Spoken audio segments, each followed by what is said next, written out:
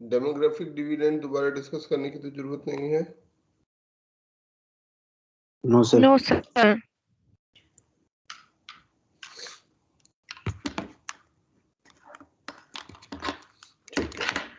ये universal basic income का idea, ये कॉन्सेप्ट डिस्कशन में आया था 2 साल पहले 2019 में। तो एक बार डिस्कस कर लेते हैं what is universal basic income.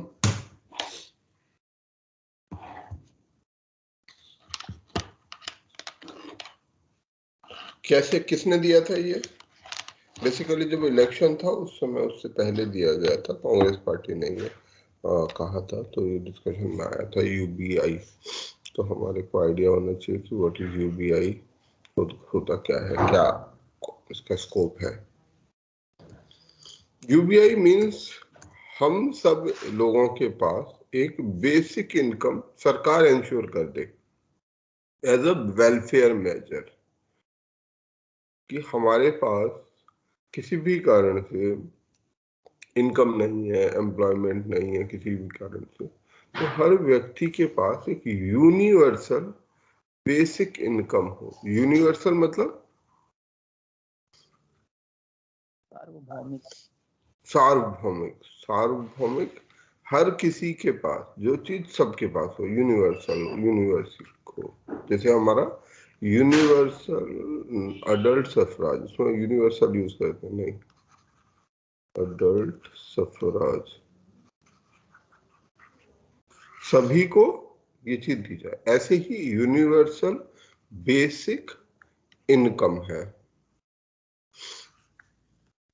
सरकार जो है, जो स्टेट है, एज अ वेलफेयर मेजर हर सिटीजन को एक minimum sum of money as income, ठीक है, तो वो किसी भी कारण से अगर उसे प्राप्त ना हो पा रही हो तो जो है वो सरकार इंश्योर करे, और ये यूनिवर्सल हो, अनकंडीशनल हो। जैसे सरकार के और भी कई सारे वेलफेयर मेजर्स हैं जिसमें सरकार स्टेट जो है पैसा देता है। कौन कौन से वेलफेयर मेजर हैं जिसमें स्टेट पैसा देता है? ये पेंशन वगैरह, सब्सिडीज, पेंशन, सब्सिडीज, कई तरीके की जो पेंशन हैं, विधवा पेंशन, सर पेंशन,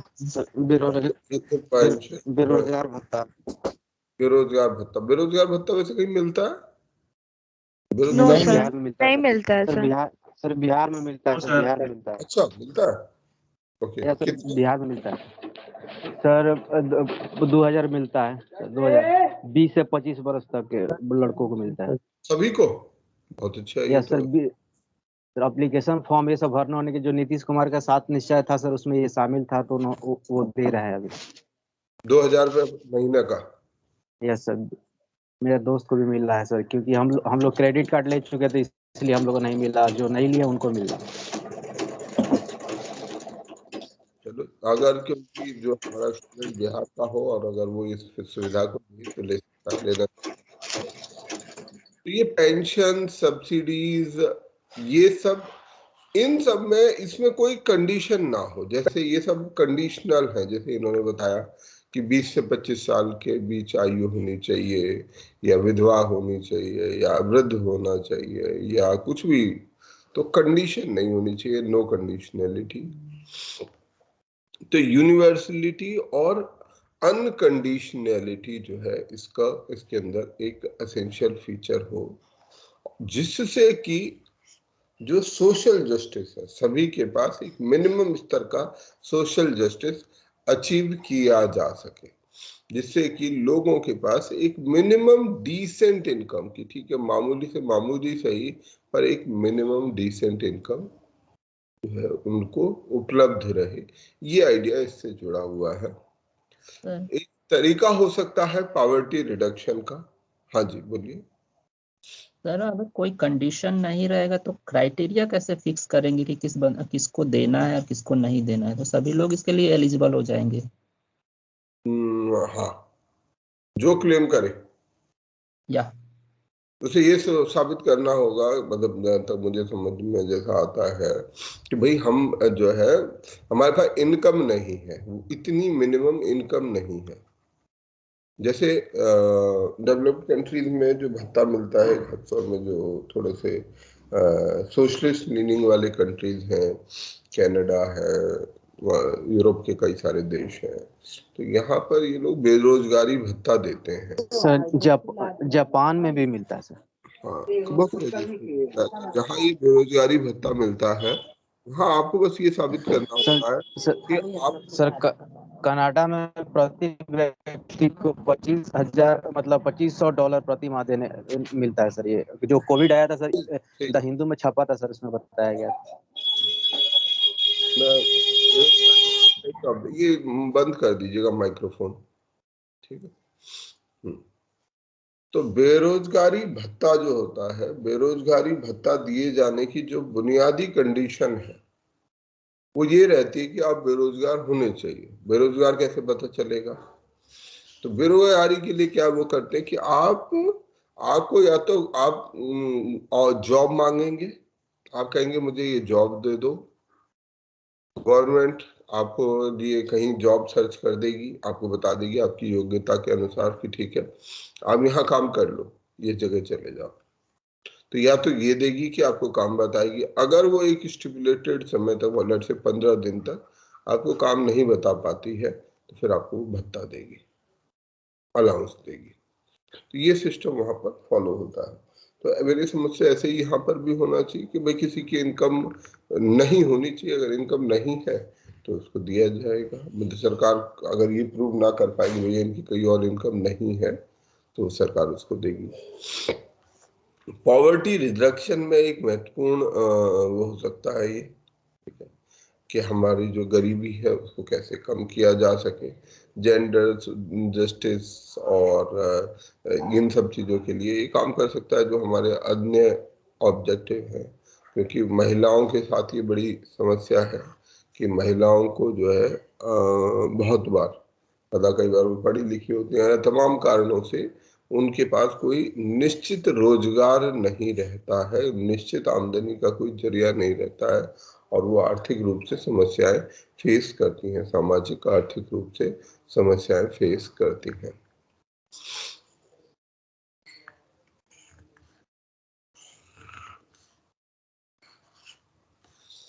ठीक है, तो ये कुछ बेसिक वो है, प्रेमाइज है। बेसिकली ये एक इलेक्शन आइडिया था, जैसे मैंने आपको कहा भी था कि एक इलेक्शन आइडिया था। मतलब ये ओवरऑल एक आइडिया है, कुछ जगह पे ये आइडिया लागू भी है कि सबकी एक मिनिमम इनकम होनी चाहिए, यूनिवर्सल बेसिक इनकम होनी चाहिए। बट हाँ, इंडिया में अचीव करने के लिए अभी थोड़ी सी मेहनत करनी होगी, हमें मेहनत करनी होगी। सरकार को थोड़ा सा ब्रॉड विजन लेके आना पड़ेगा, ठीक है। अगर ऐसा होता है तो हम निश्चित रूप से कर सकते हैं। अगर व्यवस्था ये तय कर ले तो जरूर इसको किया जाना संभव है। Hello sir. हाँ जी सर बोलो। सर इमरजेंसी जो बेसिक इनकम सर हमारे भारत में मतलब क्या है सर, जैसे कोविड जैसे स्थिति में सर? क्या क्या सर मतलब सर इमरजेंसी बेसिक इनकम आपातकाल। या सर मतलब यहाँ पर जैसे कहीं इमरजेंसी आ जाता है, जैसे भारत में कोविड आया था, इसमें तो कुछ ना कुछ तो बेसिक जो यहाँ का मतलब इनकम तय होना चाहिए ना सर? तो कितना तक हो सकता है या एक लिमिट होता है? होना चाहिए जैसा कुछ नहीं है। ये जरूरी है कि व्यवस्था इस बात को रिकॉग्नाइज करे, हम इसको रिकॉग्नाइज करें, और वो इतनी कैपेबल भी हो। ये भी आवश्यक है कि अगर मान लेते हैं ये स्कीम लागू की भी जाए तो क्या हमारे पास योग्यता है। मान लीजिए आप अच्छे इंसान हैं, ठीक है, आप चाहते हैं कि भाई ये चीज होनी चाहिए, पर उस होने के लिए कुछ साधन भी चाहिए।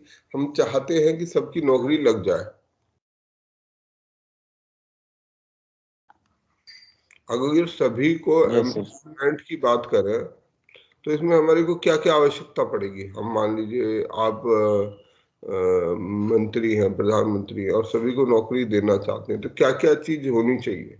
सभी को काम मिलना चाहिए, इसमें कोई दो राय तो नहीं है, इसमें कोई बहस करने की आवश्यकता भी नहीं होगी। परंतु आपको एज अ प्राइम मिनिस्टर क्या चीज होगी, होने की चाहिए, तब आप ये कर पाओगे। सर इनकम संसाधन जनरेशन। संसाधन क्या संसाधन होने चाहिए? वो संसाधन क्या होगा? सर। नंबर एक, सर हमारे पास उतना एम्प्लॉयमेंट होना चाहिए, ठीक है, उतनी यस सर, यस सर। रोजगार उपलब्ध होगा तभी तो। मान लीजिए आपके देश में आज के समय में रोजगार मांगने वाले 30 करोड़ लोग हैं, तो आपके पास 30 करोड़ रोजगार होगा।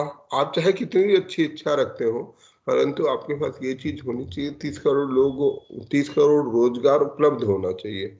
और 30 करोड़ रोजगार उपलब्ध नहीं है तो आप चाह कर भी, एक तो ये हो सकता है कि आप चाहते ही नहीं है, दूसरा ये हो सकता है कि आप चाहते हैं परंतु आप कर नहीं पा रहे। तो सबसे पहली कंडीशन कि हमारे पास इतना रोजगार रहे। इतना रोजगार होने के बाद सभी के अंदर काम की इच्छा हो, ये भी एक महत्वपूर्ण बात है। जैसे हमारे अनएम्प्लॉयमेंट में एक फैक्टर ये भी होता है कि बहुत लोग काम ही नहीं करना चाहते, वो एम्प्लॉयड रहना ही नहीं चाहते, ठीक है, वैसे ही रहना चाहते हैं, कोई भी उनके अपनी कारण है, ठीक है, और आप किसी से जबरदस्ती करा नहीं सकते। तो उसकी बहुत लोगों की काम की इच्छा नहीं होगी, बहुत लोगों की पढ़ने की इच्छा नहीं होगी। सभी को जरूरी नहीं है कि हर कोई पढ़ना चाहता है, बहुत लोग नहीं पढ़ना चाहते, तो आप उन्हें जबरदस्ती नहीं पढ़ा सकते। तो ये बेसिक कंडीशन हो जाएगी अगर आप जॉब फॉर ऑल सबको देना चाहते हैं, कि भाई लोग करना चाहते हो और आपके पास वो उपलब्ध हो। तो यहाँ दोनों ही चैलेंज हैं भारत के अंदर में, है ना। हमारे पास 30 करोड़ नौकरी की जगह 15 करोड़ नौकरी भी नहीं है, और दूसरी तरफ ये भी बात है कि बहुत से ऐसे भी लोग हैं जिनकी काम की इच्छा भी नहीं है। जैसे बहुत सारी ऐसी स्कीम्स जो है वो हमारा जो इंसेंटिव टू वर्क है, जो पेंशन स्कीम है या कई सारी ऐसी स्कीम्स हैं, इनमें एक फ्लिप साइड है। आपको ये लगता है क्या? मुझे कब कब ऐसा लगता है कि बहुत सारी ऐसी स्कीम्स हैं, अगर आप गांव के उसमें बहुत नजदीक से देखेंगे, बहुत जगहों पर इसने क्या किया है, लोगों में काम की इच्छा खत्म कर दी है। लोग मामूली से यस 1000 सर। रुपए की पेंशन सही है के सर, लिए, यस सर।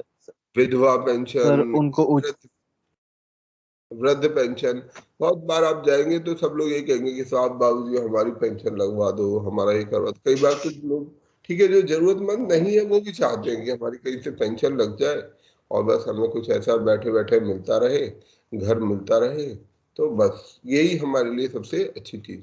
तो कहीं कभी कभी ये जो इस तरीके के वेलफेयर मेजर है, ये काउंटर अटैक भी कर, मतलब काउंटर उल्टे भी पड़ जाएंगे, एक तरफा नहीं रहेंगे, ये वापस आप पर फायर बैक कर देंगे। ये भी sir but checks and balance भी तो रखा जाता है ना।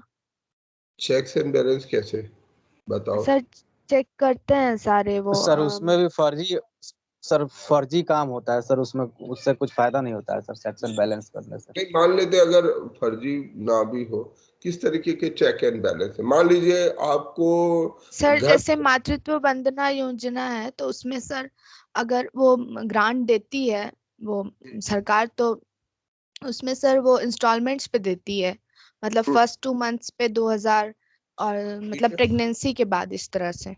ठीक है।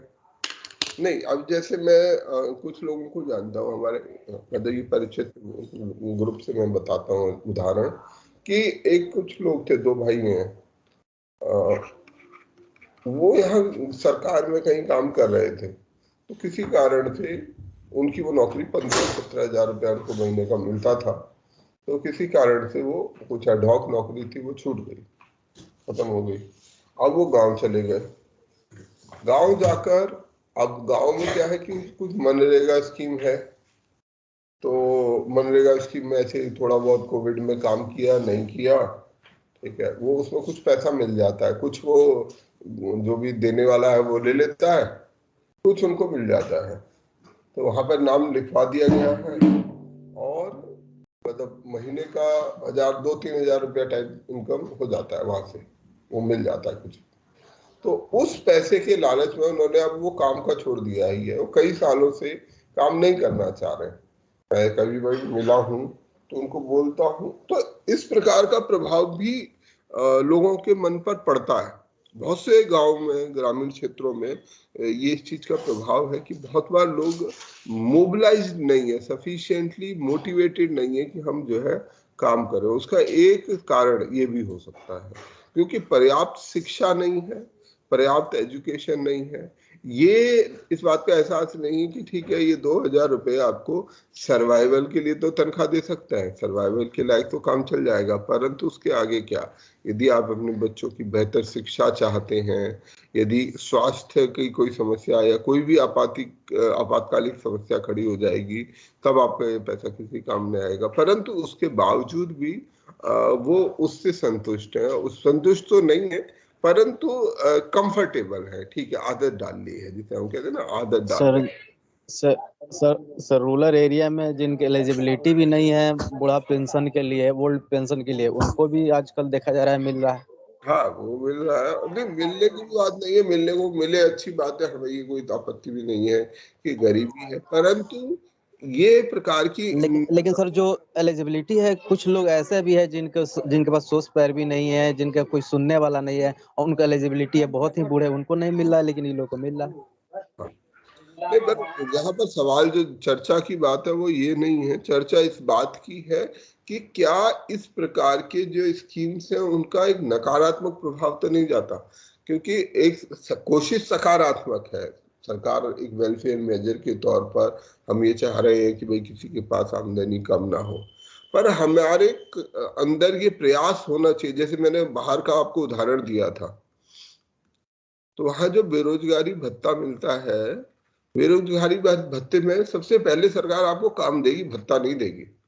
वहां पे ऐसा नहीं है कि आप गए और वहां पे कहा कि जी मैं बेरोजगार हूँ, आपने काम नौकरी छोड़ दी, आप गए और आपने बोला कि मैं तो बेरोजगार हूँ, मुझे पैसा दे दो, भत्ता दे दो, और वो कहेंगे अच्छा जी ठीक है आप बेरोजगार है तो आप ले जाओ। वो सबसे पहले आपको काम देंगे, वो एक एड्रेस देंगे, वहां चले जाओ, वहां पर ये काम आपको करना पड़ेगा और आपको जो है वो काम जो है वहां जाके करना पड़ेगा। अगर आप वहां काम करने नहीं जाते हैं, काम नहीं करेंगे वहां जाकर, तो आप एलिजिबल भी नहीं होंगे बेरोजगारी भत्ते के।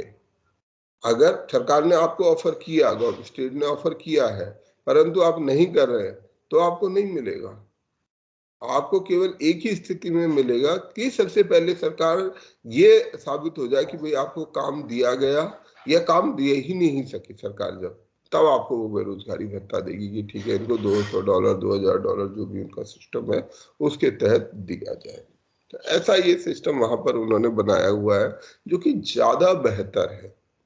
जैसे मैं भी इस बात के लिए समझूंगा, मुझे लगता है कि बेहतर है कि हम ये जो डायरेक्ट वाली स्कीम्स हैं, जो डायरेक्ट ट्रांसफर्स हैं कई सारे, उनके बजाय यस सर, हम डीबीटी, डायरेक्ट बेनिफिट ट्रांसफर।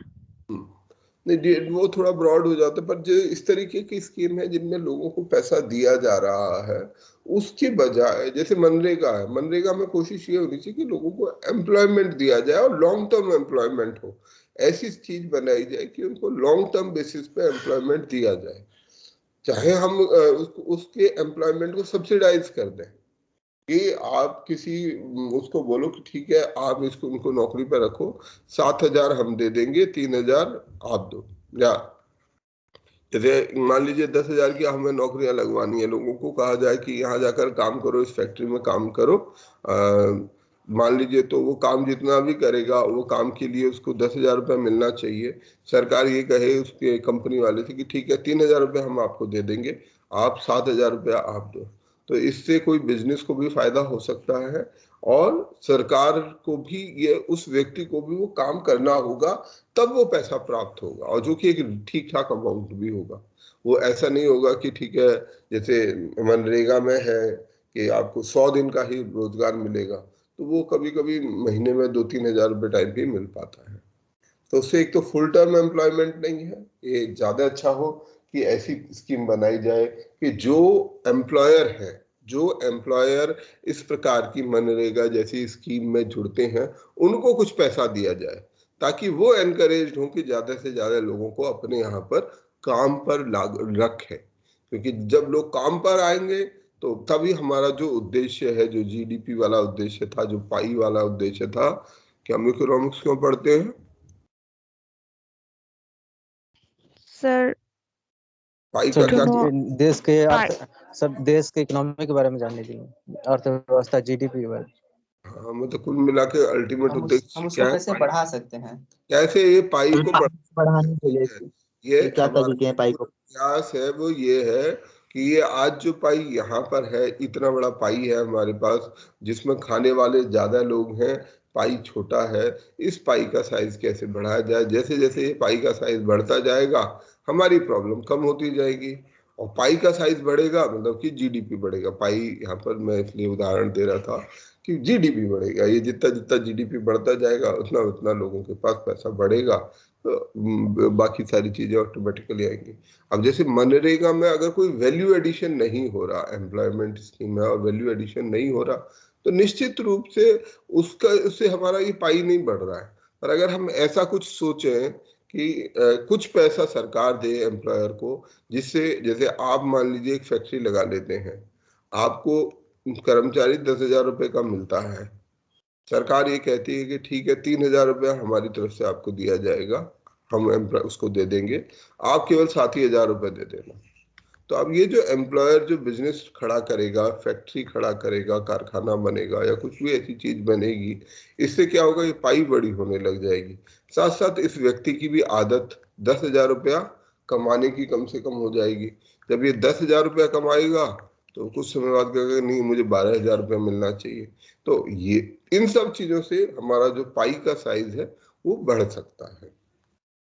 तो ऐसी स्कीम का ये एक ऑब्जेक्शन हो सकता है कि it can reduce the incentive to work, ठीक है, और अल्टीमेटली फिर प्रोडक्टिविटी ऑफ वर्कर्स घट सकती है। और ऐसा कुछ हद तक, मतलब ये शोध का विषय हो सकता है, ज्यादा रिसर्च की भी आवश्यकता है, कि गांव ग्रामीण इलाकों में इस प्रकार का प्रभाव ऐसी स्कीमों का दिखाई देता है, क्योंकि दोनों चीजें, वहां पे अनएम्प्लॉयमेंट भी है और इस प्रकार की छोटी छोटी स्कीम्स हैं।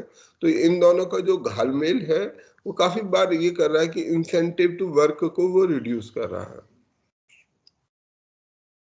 अच्छा, एक और चीज, जैसे इन्होंने कहा कि यूबीआई में ये कहा गया कि इसका एम्प्लॉयमेंट से कोई कनेक्शन नहीं होगा, तो ये भी इसको लेके भी ऑब्जेक्शन है कि भाई अगर ऐसा करेंगे तो कई तरीके की समस्याएं खड़ी हो सकती हैं।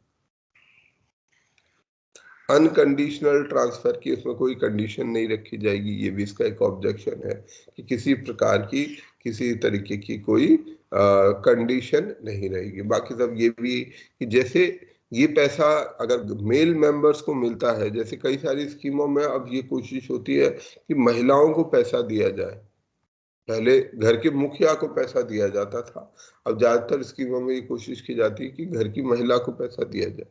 क्यों दिया जाए? सर क्योंकि सर क्योंकि सर वो वो सेविंग ज्यादा करते हैं। अच्छे जगह इन्वेस्ट महिलाएं अच्छे हैं, जगह इन्वेस्टमेंट भी होता है।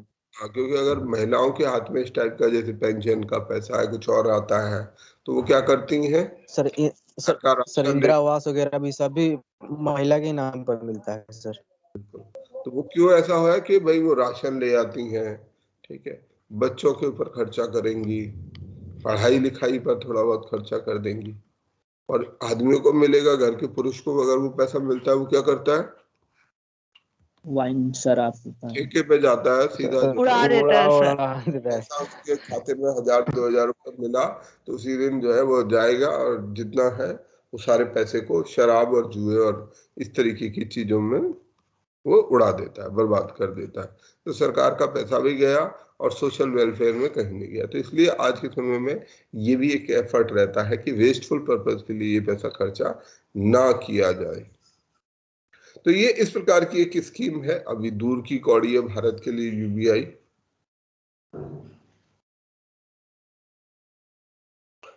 अगर हम इसकी कॉस्ट की बात करें कि हमारा खर्च कितना होगा, करीब 4.9% ऑफ जीडीपी, इतना पैसा हमारा इसके लिए खर्चा होगा।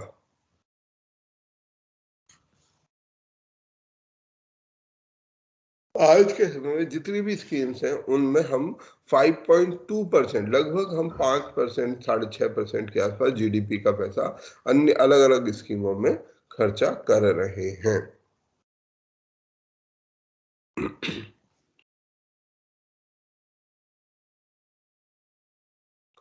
ठीक।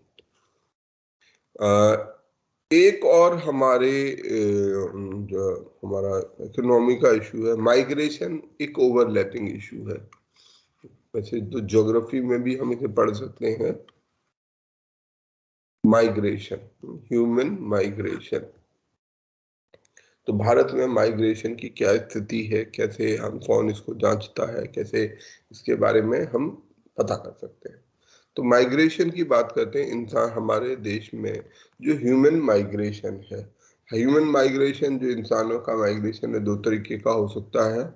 ठीक है, हम इंटरनेशनली माइग्रेट कर सकते हैं, डोमेस्टिकली माइग्रेट कर सकते हैं, डिफरेंट रीजन से माइग्रेट कर सकते हैं।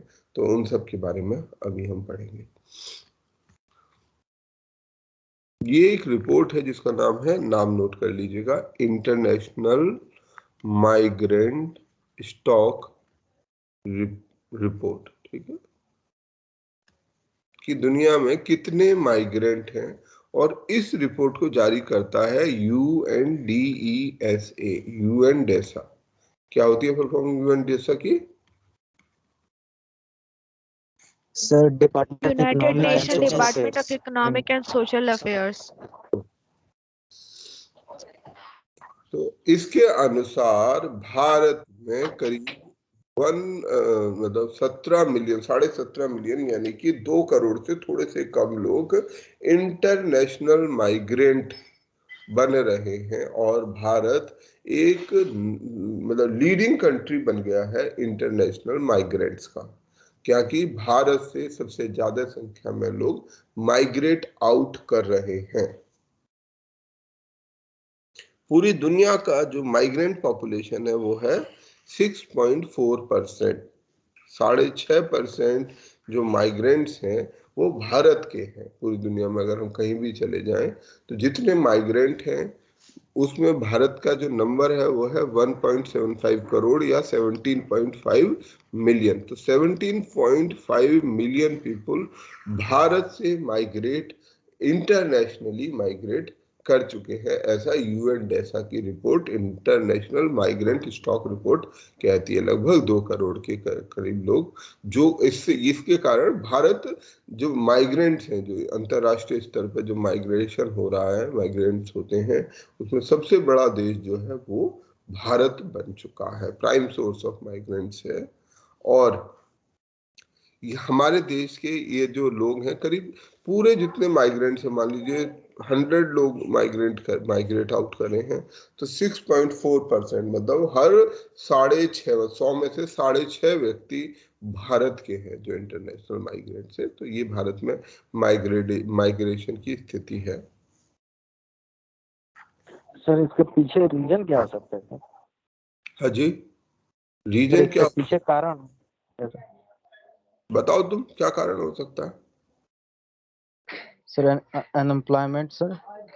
हाँ बिल्कुल, रोजगार, भाई एजुकेशन। आप में से बहुत सारे लोग, बहुत सारे युवा जो है आज के समय में उन्हें काम नहीं मिल रहा है।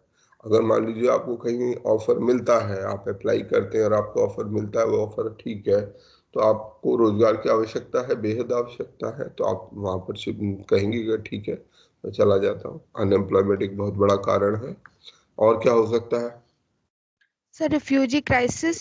एजुकेशन हो सकता है, एजुकेशन। एजुकेशन, एजुकेशन एक बहुत बड़ा कारण है हमारे देश से। सर हेल्थ है, हेल्थ सर, हेल्थ हो सकता है, सर बिल्कुल हेल्थ। हेल्थ हो सकता है। किसी ने So getting better opportunities. Environment किसी ने बोला था, किसी ने बोला बेटर अपॉर्चुनिटीज, बिल्कुल ये भी एक कारण है। और बेटर अपॉर्चुनिटीज, इसके बाद क्या हो सकता है? Quality of life. So better standard of living. हाँ, वही So quality of to life, better enhance. देंगे कि जो जीवन की स्थिति है वो बेहतर करने के लिए भी आदमी चाह सकता है, यहाँ पर उसको बहुत सारी दिक्कत मालूम होती है, तो वो भी एक कारण हो सकता है।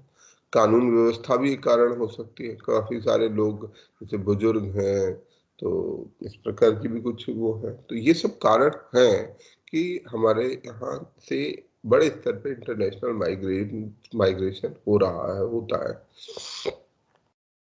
तो अब इसका इलाज सर इसको कम करने के लिए मतलब कदम तो उठाना चाहिए गवर्नमेंट को। देखो, नंबर एक, अभी हम ये नहीं पढ़ रहे हैं कि इसे कम करना चाहिए नहीं करना चाहिए। नंबर कुछ चीजों को हम पहले समझ लेते हैं। नंबर एक, कुछ बुनियादी चीजें समझ लो। माइग्रेशन कोई बुरी चीज नहीं है, ठीक है। माइग्रेशन कोई बुरी चीज नहीं है, एक इंडिविजुअल पर्सपेक्टिव में और शॉर्ट टर्म पर्सपेक्टिव में। ये स्वाभाविक प्रतिकृति है, प्रतिक्रिया है इंसान की जीवन की। वो हमेशा से बहुत समय से माइग्रेशन करता रहा है। जैसे पुराने समयों में भी ऐसा ये सब चीजें चलती थी। जहाँ खान पान की व्यवस्था अच्छी होगी, जानवर लोग जो है वहां से चल देते हैं और दूसरी जगह शिफ्ट आउट कर जाते हैं। करते कि नहीं करते? खान पान जहाँ भी बेहतर हो, जहाँ रिसोर्सेज यस अच्छे सर, यस सर, हो, यस सर। मान लीजिए कहीं पर वेदर, नोमैड्स बोलते थे। हाँ, कहीं जैसे वेदर बर्ड्स बहुत भी है। गर्म है, कहीं वेदर बहुत ठंडा है, तो वो कर लेते हैं।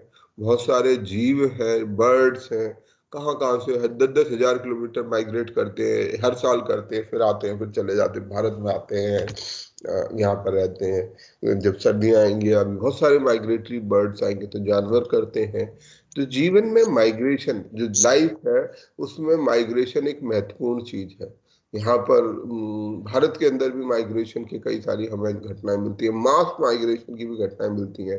कभी कभी जैसे राजा बहुत आताताई हो जाते थे पहले के समय में, जब राजा आताताई हो जाते थे और ये सब डेमोक्रेसी वगैरह होती नहीं थी, तो लोग क्या करते थे? वो माइग्रेट कर जाते थे दूसरे सर वो किंगडम में। माइग्रेट कर जाते थे। जैसे कभी कभी राजा जो है बड़े एक्सप्लॉइटेटिव, मतलब ऐसा हो गया, परेशान करने वाला, लगान बहुत ज्यादा ले रहा है, तो कई गांव जो है रात के रात खाली हुए हैं। एक गांव बहुत इसके लिए प्रचलित है, वो राजस्थान का गांव है, उसे भूतहा गांव के नाम से अगर आप सर्च भी करोगे तो मिल जाएगा। वो गांव में घर सारे बने हुए हैं, पर वो गांव एकदम से एक दिन जो है रात को, कल आज वहां सब लोग रह रहे थे, अगले दिन सब लोग गायब हो गए। उसके ऊपर कई सारी कहानियां बना दी गई, भूत की कहानी, इस तरीके की कहानी बना दी गई। परंतु जो उसका फैक्ट है, जो हिस्टोरिकल फैक्ट है, कि वहां के राजा से लोग जो परेशान होके उन्होंने अपना बैग बैगेज बांधा और वो वहां से गायब हो गए, क्योंकि वो बहुत परेशान थे। जब लोग ज्यादा परेशान हो जाएंगे, भाई हम, अब राजा की बात, सेना है, पुलिस है और आर्मी है, लड़ तो सकते नहीं है, तो ये भी एक लड़ाई का माध्यम है, ये भी एक प्रकार का अपने का बचाने का ये माध्यम है। तो मैं लगता है हमें माइग्रेशन को इस पॉइंट ऑफ व्यू से नहीं देखना चाहिए। आज के समय में गवर्नमेंट भी उसे उस तरह से नहीं देखती है, जैसे पहले के समय में ये थॉट प्रोसेस बहुत चलता था, ब्रेन ड्रेन, आज से 20 साल पहले। आज के समय में गवर्नमेंट ये नजरिया नहीं रखती है ब्रेन ड्रेन और वो, जैसे आज यूएस में और जहां जहां लोग काम कर रहे हैं उनको एक असेट के तौर पर भी देखा जाता है। मोदी जी कई जगह गए, तो वहां पर वो जो माइग्रेंट्स थे उन्होंने ही जितने बड़े बड़े इवेंट्स हुए, अमेरिका में भारत के लिए एडवोकेट करना, लड़ाई करना, वहां पर अपनी बात कहना, उसके लिए भारतीय बहुत ज्यादा काम कर रहे हैं। तो आज के तौर में हम इसे ब्रेन ड्रेन के तौर पर नहीं देखते, बल्कि इनफैक्ट इसे WTO में भी इसका स्कोप रखने की बात रखी गई थी, कि जैसे जो है ट्रांसफर ऑफ गुड्स की बात करते हैं, ट्रांसफर ऑफ सर्विसेज की बात करते हैं, ट्रांसफर ऑफ पीपल की भी बात होनी चाहिए। भारत में पॉइंट ऑफ व्यू रखा गया था, पर ज्यादा हमारे इसको वो नहीं दिया गया। तो जो इंटरनेशनल, ये दूसरी संस्था जो इस पर काम करती है वो है IOM, International Organization for Migration. ये कहती है कि what is a migrant? Migrant is an individual who is moving or has moved across international border or within a state away from his habitual place of residence. तो इसका मतलब समझ लेते हैं कि हम माइग्रेंट किसको बोलते हैं। जैसे हम इंडिया के अंदर भी माइग्रेट करते हैं, हम ज्यादातर लोग माइग्रेंट्स ही हैं। अगर आप, मुझे पता नहीं, पर मैं ज्यादातर लोगों को सर जिनको inter state and intra state migration. कहीं भी हो सकता है वो, हम इंटरनेशनल माइग्रेशन हो सकता है, इंटर स्टेट हो सकता है। जैसे दिल्ली की आबादी 1950 में 2 लाख की थी, 2020 में ये आबादी 2 करोड़ है। अब क्या भारत, दिल्ली के अंदर में ये लोग इतने 2 लाख से 2 करोड़, 100 गुना आबादी 70 साल में बढ़ गई। क्या इतने बच्चे पैदा हो गए? No sir. No sir. Sir No, sir sir. Migrant ये सारे माइग्रेंट है। दिल्ली में आप जहां भी जाएंगे, जिधर भी जाएंगे, सभी माइग्रेंट है। कोई हरियाणा से आ गया है, कोई यूपी का है, कोई बिहार से आके रह रहा है, कुछ साउथ के भी लोग हैं, पंजाब के लोग हैं। अलग अलग जगह से लोग काम की नौकरी की तलाश में, सरकारी नौकरी मिल गई, किसी को काम मिल गया, किसी ने कुछ अपनी फैक्ट्री कारखाना लगा लिया, कोई कुछ भी मजदूरी करता है, किसी ना किसी तरीके से वो यहाँ आकर रहकर अपनी जीविका, कोई एजुकेशन के लिए आया। तो ऐसे करके लोग आके अपना रह रहे हैं। तो ये सारे लोग माइग्रेंट्स हैं। अपना जो क्या है, वो अपना हैबिचुअल प्लेस ऑफ रेजिडेंस को छोड़कर, जो भी उनका एक नियमित स्थान था रेजिडेंस का, उसको छोड़ के किसी दूसरे स्टेट या किसी दूसरे देश में चले जाते हैं, वो लोग माइग्रेंट कहलाते हैं। तो हमें नंबर एक, माइग्रेशन को नेगेटिवली नहीं देखना चाहिए। है ना? तो माइग्रेशन हमें ये समझना चाहिए। इवन ये दिल्ली की बात ही नहीं करें, हम अगर किसी भी बड़े शहर की बात करें, किसी भी शहर की बात करें, उसकी सभी की कहानी यही है। दिल्ली की आबादी 2 लाख थी, मुंबई की आबादी 15 लाख के आसपास थी। मुंबई बड़ा शहर होता था, चेन्नई भी दिल्ली के जैसा ही शहर था, बहुत बड़ा नहीं था। कलकत्ता थोड़ा बड़ा शहर था। बेंगलोर पूरा का पूरा ऐसा शहर है जो पिछले 30 सालों में ही बसा है। अहमदाबाद ऐसा शहर है, बहुत सारे ऐसे, ज्यादातर शहर ऐसे हैं जो इन माइग्रेंट्स द्वारा ही बसाए गए हैं। हम सभी लोग माइग्रेंट्स हैं जो अलग अलग शहरों में रह रहे हैं। कुछ ही लोग होंगे जो मतलब 2 लाख के, मान लीजिए इन 2 लाख के बच्चे पैदा होकर आज 4 लाख 5 लाख, मतलब शायद 5 लाख के आसपास ही ऐसे लोग होंगे जो नेटिव दिल्ली वाले होंगे। बाकी 1,95,1,95,00,000 लोग बाहर से आए हुए माइग्रेंट ही होंगे। तो इसे हमें इस नजरिए से भी देखकर चलना चाहिए। अमेरिका इसका बहुत बड़ा एक उदाहरण है। अमेरिका में जितनी आबादी है वो कहाँ से आती है? America is a country sir of दूसरे माइग्रेंट्स। ज्यादातर जो उनकी आबादी है, समय समय पर अलग अलग लोग वहां माइग्रेट करते गए।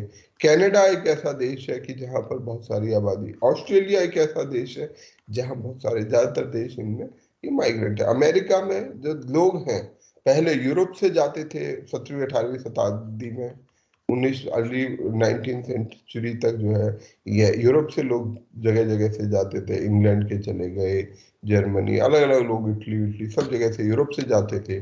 बाद में फिर इस 20वीं शताब्दी में जो एशियन कंट्रीज हैं, उनसे लोग बहुत सारे चले गए हैं। काफी आबादी वहाँ की एशियंस के द्वारा है। इंडियंस बहुत बड़ी आबादी का हिस्सा बनाते हैं। तो वहाँ का उनका कल्चर भी ऐसा है, वो माइग्रेंट्स का कल्चर है। भाई सब माइग्रेंट्स है, सब अपने सर्वाइवल के लिए काम कर रहे हैं, मेहनत कर रहे हैं, still they are a country. ठीक है। अभी भी उनकी वाइस प्रेसिडेंट एक इंडियन ओरिजिन की विमेन है। Kamala Harris. उन्हीं की बात कर रहा हूँ मैं, कमला हैरिस की। तो मतलब ये यहाँ पर पॉइंट ये है कि माइग्रेशन को हम नेगेटिवली ना देखें। जैसे माइग्रेशन नहीं वो देश बना दिया, माइग्रेशन ही सबसे बड़ी शक्ति है यूएसए की। वहाँ वो सारे दुनिया के टैलेंट को इकट्ठा करते रहता है। जहाँ भी टैलेंट है वो उसको बुलाने को तैयार है कि ठीक है आप आ जाओ। जितने साइंटिस्ट हैं, भारत के कई साइंटिस्ट हैं जिनको नोबेल प्राइज मिला है। अभी रिसेंट टाइम में अभिजीत बनर्जी उसका एक उदाहरण है,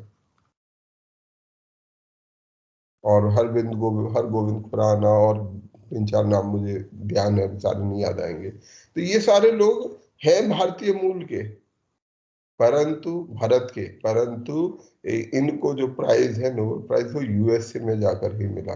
तो वहां पर वो अपॉर्चुनिटीज दे रहे हैं। अगर अभिजीत बनर्जी यहाँ रहते तो शायद भारत में नोबेल प्राइज क्या, शायद यहाँ का बेसिक प्राइज भी ना मिल पाए, परंतु वहाँ वो it is giving them a world of opportunities. तो वहां पे दुनिया में नई नई प्रकार की अपॉर्चुनिटीज लोगों को मिल रही है, तो लोग इनकी तलाश में एक जगह से दूसरी जगह जाते हैं। अच्छा, इसमें माइग्रेशन में लीगल स्टेटस का कोई लेना देना नहीं है। अगर कोई एक आदमी इलीगल तरीके से अमेरिका चला गया, पहुंच गया, तो क्या होगा? उसे जेल हो रिपोर्ट जाएगी, कराएंगे। वापस भेज दिया जाएगा। नहीं, बात उसमें भी समस्या आती है डिपोर्ट करने में। भाई डिपोर्ट करेंगे, वो कहेगा कि कैसे डिपोर्ट करोगे, इसको आसान नहीं है डिपोर्ट करना। इलीगल भी जो लोग गए हैं वो भी माइग्रेंट ही कहलाएंगे। जो लोग इलीगल भी जाते हैं, मैंने उनको एक बार कहीं समझने की कोशिश की थी कि कैसे। भाई अगर कोई आदमी इलीगल गया और अमेरिका पहुंच गया, पिछले 2-4 साल वहां रह रहा है, कि पुलिस ने पकड़ भी लिया कि ये इलीगल है, अब उसे कहाँ भेजा जाएगा? इंडिया से जहाँ का होगा सर वहाँ। कैसे पता चलेगा कि वो इंडिया का है? सर उसके पास कुछ ना एविडेंस तो जरूर होगा जिससे हम पता लगा सकते हैं सर। ऐसे आधार कार्ड हो सकता है या उसके पास मतलब पैन कोई कार्ड भी हो सकता है। समझदार आदमी, अगर तुम समझदार आदमी, मान लेते हैं तुम ही चले गए, तुमने तय कर लिया कि नहीं मैंने अमेरिका जाना है, लीगल वीजा मिल रही है, मैं इलीगली जाके रहूंगा, जाके बस ये जितने इलीगल माइग्रेंट्स हैं क्या करते हैं, तो वो थोड़ी ना अपना आधार कार्ड रखेंगे। क्या क्या रखेंगे? कोई रखेगा? अगर मान लो तुम इलीगली इतना बड़ा 50 लाख रुपया 10 लाख रुपया खर्चा करके अमेरिका गए हो और ये सोच के गए हो कि मैं वहीं रहूंगा, तो अपना आधार कार्ड पैन कार्ड ले जाओगे? नहीं पुलिस सर उसे आओ, डिस्टेंस कैंप पे रखा आप जाएगा। बताओगे नहीं मैं तो यहीं का रहने वाला हूँ। ओनर्स किसका है? आपका रेजिडेंस ढूंढने का ओनर्स किसका है? ऐसे आदमी का जो इलीगल आदमी है।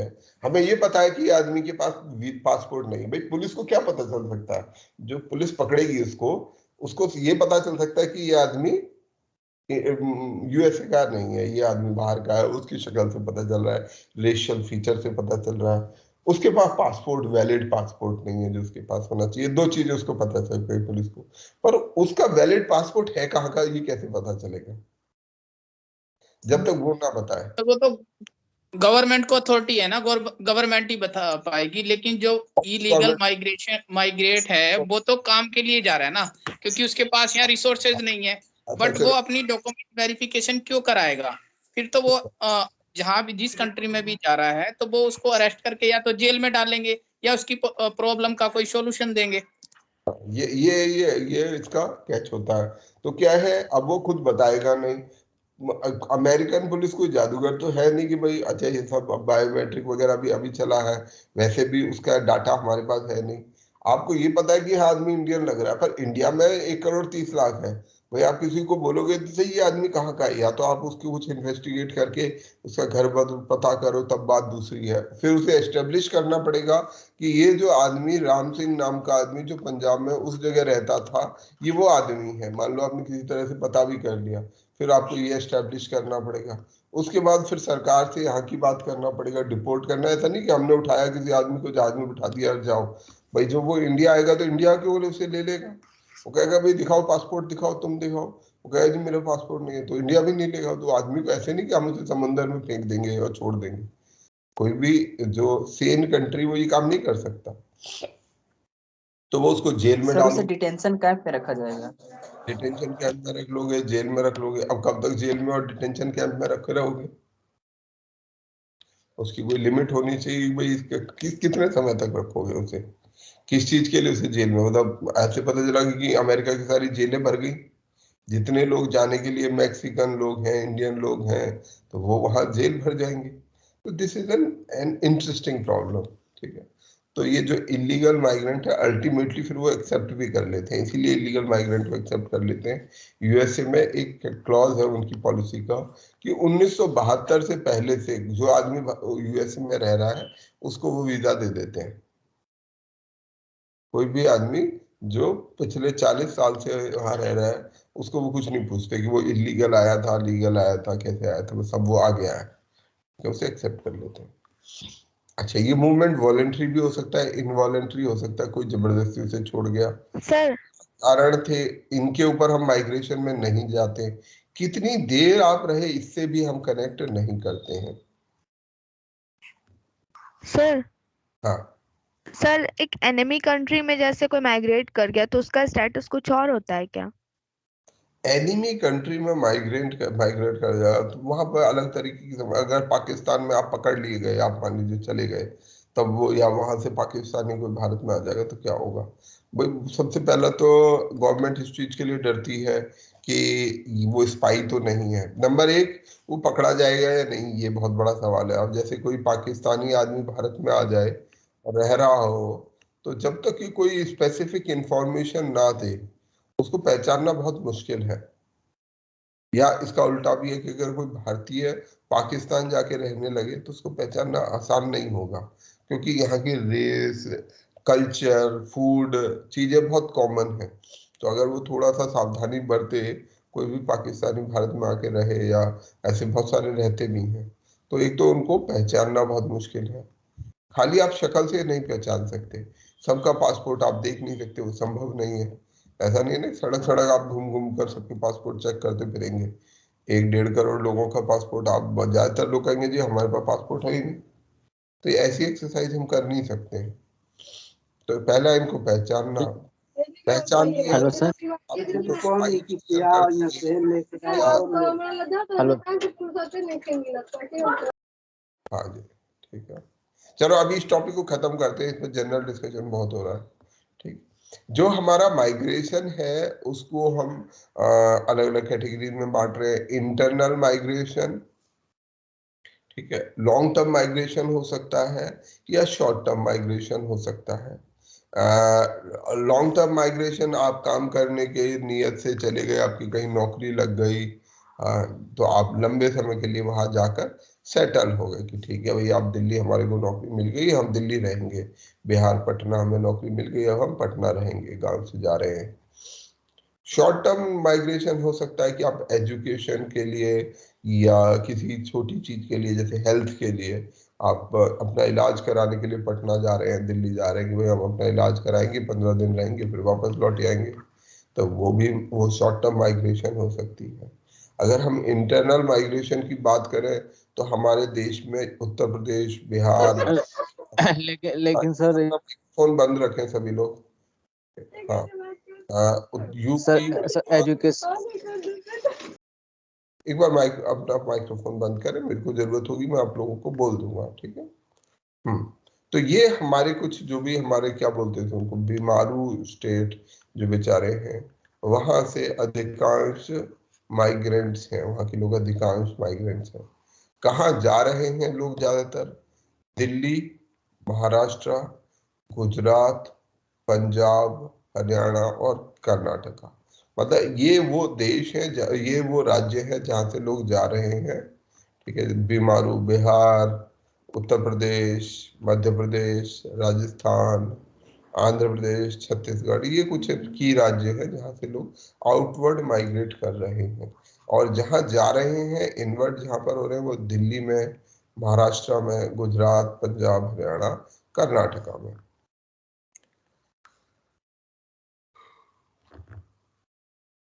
भारत के अंदर में 2011 में 58 करोड़ लोगों को माइग्रेंट की कैटेगरी में रखा जा सकता है, उन्हें रखा गया। और ये पहले हमारे देश में 331 करोड़, 31.5 करोड़ लोग थे 2001 की सेंसस में, जो कि बढ़कर 30% बढ़ गए और 58 करोड़ लोग ऐसे हो गए जो माइग्रेंट की कैटेगरी में रखे जा सकते हैं।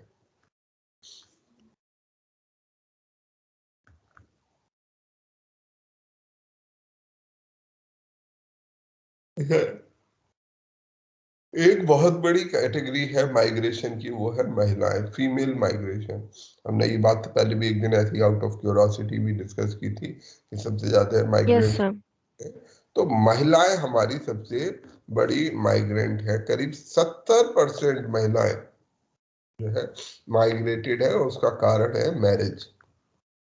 महिलाओं को अपना घर छोड़ के दूसरे के घर जाना होता है, इसके कारण जो छोटी बच्चियां हैं उनको शायद मेहनत कर देंगे, तो जो 70% लड़कियां हैं, विमेन हैं, वो माइग्रेंट है, अर्बन रूरल सभी प्रकार के एरिया में।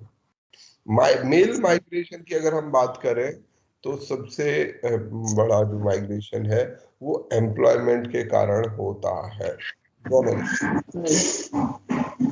जो सेक्टर्स जहां पर ये लोग काम करते हैं, माइग्रेंट्स हमारे काम करते हैं, उनके सब सेक्टर्स हैं construction sector, domestic work, textile work, brick kilns जो भट्टा होता है, ईंट का भट्टा, वहां काम करते हैं लोग। ये टेक्सटाइल मिल में जो कपड़े की मिल है, डोमेस्टिक वर्कर जो हमारे घरों में काम करने के लिए जो बाई बोलते हैं या काम वाली बोलते हैं, वो बेचारी जो विमेन है वो बहुत सारी जो है इस तरह से आती है, या जो ड्राइवर या छोटे छोटे जो काम हमारे हेल्पर्स हैं वो लोग जो हैं। कंस्ट्रक्शन वर्कर एक बहुत बड़ी कैटेगरी है जहाँ पर लोग माइग्रेंट होकर आते हैं। माइंस जो खदान है वहाँ पर, क्वेरीज में, एग्रीकल्चर, ट्रांसपोर्ट सेक्टर में, यहाँ ये ज्यादातर लोग माइग्रेंट्स हमारे काम कर रहे हैं।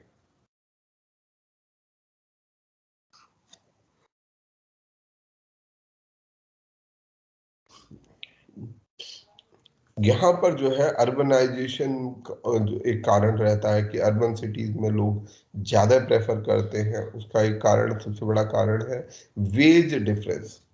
जो ग्रामीण क्षेत्र और शहरी क्षेत्र हैं वहाँ वेतन में बहुत अंतर है। ये कॉमन सेंस की बात है कि वहां पर गांव में 300 रुपया जो है अभी समय पर वो चल रही है दिहाड़ी। दिल्ली में, इधर मुंबई में 500, 550, 600 रुपया दिहाड़ी चल रही है। टीचर के लिए नौकरी के लिए मैं सुनता हूँ गांव देहात में 2-2, 3-3 हजार रुपए में भी टीचर को देते हैं। जो लोग बच्चा बीएड करे रहते हैं उनको भी 3-3 हजार रुपए की नौकरी देते हैं। दिल्ली इधर से आएंगे तो कम से कम 10-12 हजार रुपया तक भी मिल जाता है। तो ये जो वेजेस में बहुत बड़ा डिफरेंस है शहरों में और ग्रामीण क्षेत्रों में, तो एक बड़ा कारण ये है। दूसरा कारण है जो श्रमिकों की आवश्यकता। शहरी क्षेत्रों में जो श्रम करने वाले लोग हैं, वर्कर्स हैं, लेबर्स हैं, चाहे कंस्ट्रक्शन वर्कर्स हों, डोमेस्टिक वर्कर हों, लड़के महिलाएं हों, उनकी आवश्यकता बड़े स्तर पर रहती है। तो ये भी एक कारण है जो उनको पुल करता है, पुल फैक्टर में ऐसे कह सकते हैं। तो इससे हमारा माइग्रेशन बढ़ता है। एक्सटर्नल माइग्रेशन, ठीक है, एक्सटर्नल माइग्रेशन कि हमारे लोग देश से बाहर चले जाते हैं, दूसरे देश में जाकर रहते हैं, या इमिग्रेशन, ठीक है, दोनों तरीके का हो सकता है। कुछ लोग भारत आके रह सकते हैं, कुछ लोग यहाँ से भारत से छोड़ के जा सकते हैं, तो वो कहलाता है एमिग्रेशन।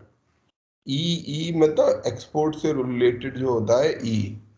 इमिग्रेशन मतलब इनवर्ड, हमारे देश में आ रहे हैं जो लोग, आने वाले लोग हैं, इमिग्रेट कर रहे हैं। एमिग्रेशन होता है जो आउटवर्ड, जो हमारे देश से बाहर जा रहे हैं।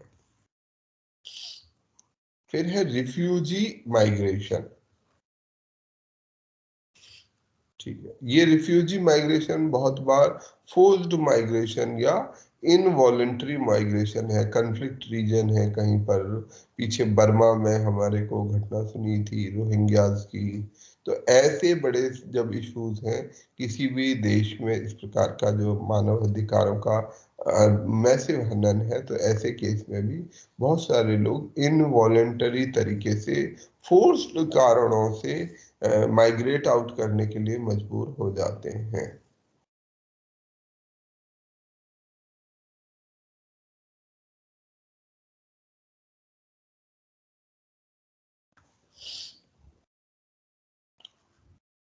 अब जो कारण जो अलग अलग हो सकते हैं, हमने वैसे सारे लिस्ट कर लिए थे।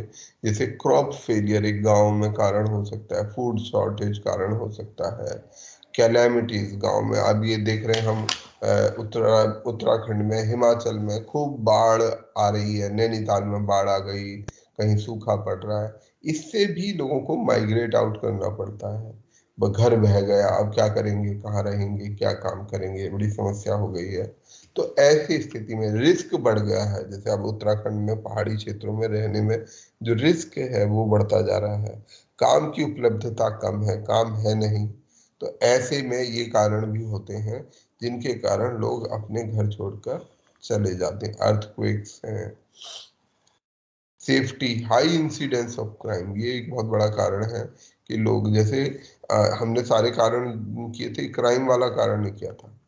जैसे क्राइम एक बड़ा कारण है, जो गांव के लोग हैं, जो अनप्रिविलेज, जो सो कॉल्ड लोअर कास्ट के लोग हैं, उनको ये एक आज के समय में फिनोमिना फेस करना पड़ रहा है, हाई इंसिडेंस ऑफ क्राइम। तो बहुत सारे लोग इसलिए गांव छोड़ के आ जाते हैं कि ग्रामीण क्षेत्रों में उनको बहुत से क्राइम्स का सामना करना पड़ता है, तो शहर चले जाते हैं ताकि उन्हें ये अपराध उनके साथ ना हो, लड़ाई झगड़ा और ऐसी घटनाएं ना हो। एजुकेशन और हेल्थ ना उपलब्ध होना, ये भी एक बहुत बड़ा कारण है जो हमारे गांव में नहीं है। पॉवर्टी निश्चित रूप से एक बहुत बड़ा कारण है। वॉर या सिविल वॉर, कहीं कहीं पर जहां भी सिविल वॉर चल रहे हैं, वॉर चल रहे हैं, वहां पर हायर एम्प्लॉयमेंट, कहीं काम है, कहीं काम ज्यादा है, कहीं काम कम है। बेटर इंफ्रास्ट्रक्चर, अब जैसे दिल्ली में जो कोरोना वगैरह है, तो जब कोरोना फैला तो बहुत लोग दिल्ली की तरफ या बड़े शहरों की तरफ जाने लगे। क्यों? क्योंकि उनको लगा कि भाई वहां पर अस्पताल ज्यादा अच्छे हैं, वहां पर डॉक्टर अच्छे हैं। गांव में यहाँ पर तो कोई है नहीं, अस्पताल नहीं है, डॉक्टर्स नहीं है, तो कुछ बेसिक प्रॉब्लम्स हैं। अबंडेंस इन फूड सप्लाई, ठीक है, कि जहाँ फूड की अवेलेबिलिटी कैसी है। Safety, better services, more freedom, freedom भी एक कारण हो सकता है। बहुत सारी लड़कियां वो मतलब बड़े शहर में ज्यादा कंफर्टेबल फील करती हैं, क्योंकि गांव में उनको बहुत सारे रेस्ट्रिक्शंस रहेंगे, ये नहीं करना है, जीन्स नहीं पहनना है, पढ़ने नहीं जाना है, और तमाम तरीके के, वो पर्दा नहीं कर रहा है। ऐसे बहुत सारी समस्याएं महिलाओं को होती हैं। तो महिलाएं ज्यादा करके माइग्रेशन को फेवर करेंगी, खासतौर में जो रूरल महिलाएं हैं, क्योंकि वहां पर वो अपने प्रति देखते हैं कि रेस्ट्रिक्शन कितनी सारी हैं। जैसे गांव में, गांव के मुकाबले शहरों में महिलाओं को कहीं ज्यादा फ्रीडम उपलब्ध रहती है, कहीं ज्यादा तरीके से वो आना जाना, जहाँ भी उनको आना जाना है, कोई रोक टोक कम है। गांव में नहीं तो लोग बैठे रहते हैं, हिसाब लगाते रहते हैं, भाई उसकी लड़की कहाँ जा रही है, पढ़ने भी जाएगी तो लोग बैठे यही हिसाब करेंगे वो कहाँ जा रही है, क्यों जा रही है, वो क्या कपड़े पहनती है, वो कैसे बात करती है। हर चीज पर उसके कंट्रोल करने की कोशिश की जाती है, जो कि गांव से शहरों में थोड़ा सा काफी हद तक कम हो जाता है कि गांव शहर में किसी को मतलब नहीं है कौन लड़की है, कहाँ जा रही है, क्यों जा रही है, पढ़ने जा रही है। तो वो जो फ्रीडम है, यहाँ ज्यादा फ्रीडम एंजॉय कर पाते हैं। तो ये हमारे हो गई माइग्रेशन की कहानी। अब माइग्रेशन से क्या सब कुछ अच्छा ही अच्छा है? नहीं, सब कुछ अच्छा नहीं है। No sir. No sir. No, sir. नहीं, सब कुछ बुरा, इतना बुरा भी नहीं है। तुम लोग कुछ ज्यादा ही सैड होके रिप्लाई कर रहे हो। इतना ही बुरा होता तो लोग माइग्रेट आउट करेंगे ही नहीं। बुरा नहीं है, लेकिन चैलेंजेस सर अच्छा है, सर थोड़ा बुरा भी है। Yes sir. हाँ, मतलब सर चैलेंजेस काफी हैं। काफी चैलेंजेस हैं। अब वो चैलेंजेस पर बात कर लेते हैं, जैसे मोटा मोटा चैलेंजेस की बात कर लेते हैं, तुम लोग भी फिर ऐड करना। कि जैसे नंबर 1 है हमारा, जो माइग्रेंट्स को सबसे बड़ा प्रॉब्लम होता है वो हाउसिंग का। गांव में रहते थे, बढ़िया घर था, ठीक है, बड़ा खुला घर था, धूप लाइट सब थी, है ना, हवा आती थी अच्छी। अब यहाँ पर क्या हुआ है, 8x8 के कमरे में 2-2 लोग रह रहे हैं, ठीक है। वहां पर ना कोई पानी की सुविधा है, ना कोई बिजली है, ना वो सेफ्टी है। घर मतलब ऐसा बनाया हुआ है जहाँ बीमारियां हैं। गांव में क्या है कि ये अच्छी बात है, मच्छर मक्खी कम होते हैं, खुला ज्यादा होता है तो सफाई होती है। यहाँ पर नाली भी बह रही है, वहाँ बहुत ही क्लस्टर्ड है, लोग आपस में एक दूसरे से सर टकरा रहे हैं। तो जो लिविंग है वो बहुत पुअर है, हाउसिंग बहुत पुअर है। और इस तरीके के हाउसेस को क्या बोलते हैं? घेटोज। घेटोज ये शब्द सुना है? एक्चुअली जर्मनी में से काफी पॉपुलर हुआ जब हिटलर ने जो ज्यूज थे उनको एक खास जगहों पर घेटोज, ठीक है, सर वो तो तो गैस चैम्बर में डाल दिया था। उससे पहले घेटोज में इकट्ठा किया उनको, धीरे धीरे करके जेल। किया। नहीं, जेल नहीं था वो, सर गेटो सर बस्ती था सर, बस्ती। बस्ती। हाँ, ऐसा यस किया सर। था जब हिटलर का शासन हुआ। हिटलर ने सबसे पहले ज्यूज पे अटैक किया। एक पहली बार में गैस चैम्बर में नहीं गए थे। जैसे जहां भी शहर थे, जो बर्लिन था या और जो शहर थे, तो उसने क्या किया, जहां जहां ज्यूज रहते थे, क्योंकि वो अलग अलग पूरे बर्लिन में, अच्छा ज्यू लोग अमीर भी थे, तो उनको कहा गया कि भाई आप अपने अपने घर खाली करो, सरकार आपको घर देगी। तो उनको उनके जो एग्जिस्टिंग घर थे वो खाली करा दिए फोर्सफुली पुलिस ने, और उनको एक खास जगह पर, एक खास एरिया में जितने ये थे उन सबको यहाँ इकट्ठा करके धक्के मार के, आर्मी के डर से, और उनको उनके जो अपने घर थे उनको छोड़ के एक खास एरिया में, अब ये जो पूरे बाकी सब जगह से बेचारों को हटा के एक जगह पर ये सारे क्लस्टर कर दिए गए। जहाँ की हाउसिंग बहुत पुअर थी, पहले इनको एक जगह इकट्ठा किया गया। तो ऐसे में अब आदमी, जिसे हम बोलते हैं ना कि आदमी के ऊपर आदमी रह रहा है, ठीक है, जैसे हमारी स्लम बस्तियां हैं, जो स्लम बस्तियां होती हैं उनमें देखो अब कि क्या हालत है, मतलब कोई सफाई नहीं है, इतनी ज्यादा ओवर क्राउडिंग है, आपको नहीं अच्छा लगेगा। तो एक बहुत बड़ा प्रॉब्लम है माइग्रेशन से जुड़ा हुआ भारत के अंदर, वो है poor housing condition, poor housing condition,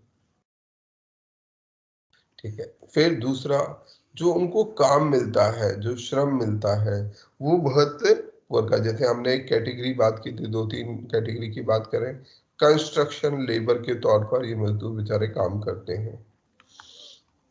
helpers के तौर पर घरों में कोई ड्राइवर बन गया, कोई कुछ बन गया।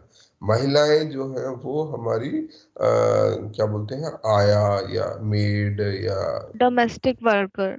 Domestic worker.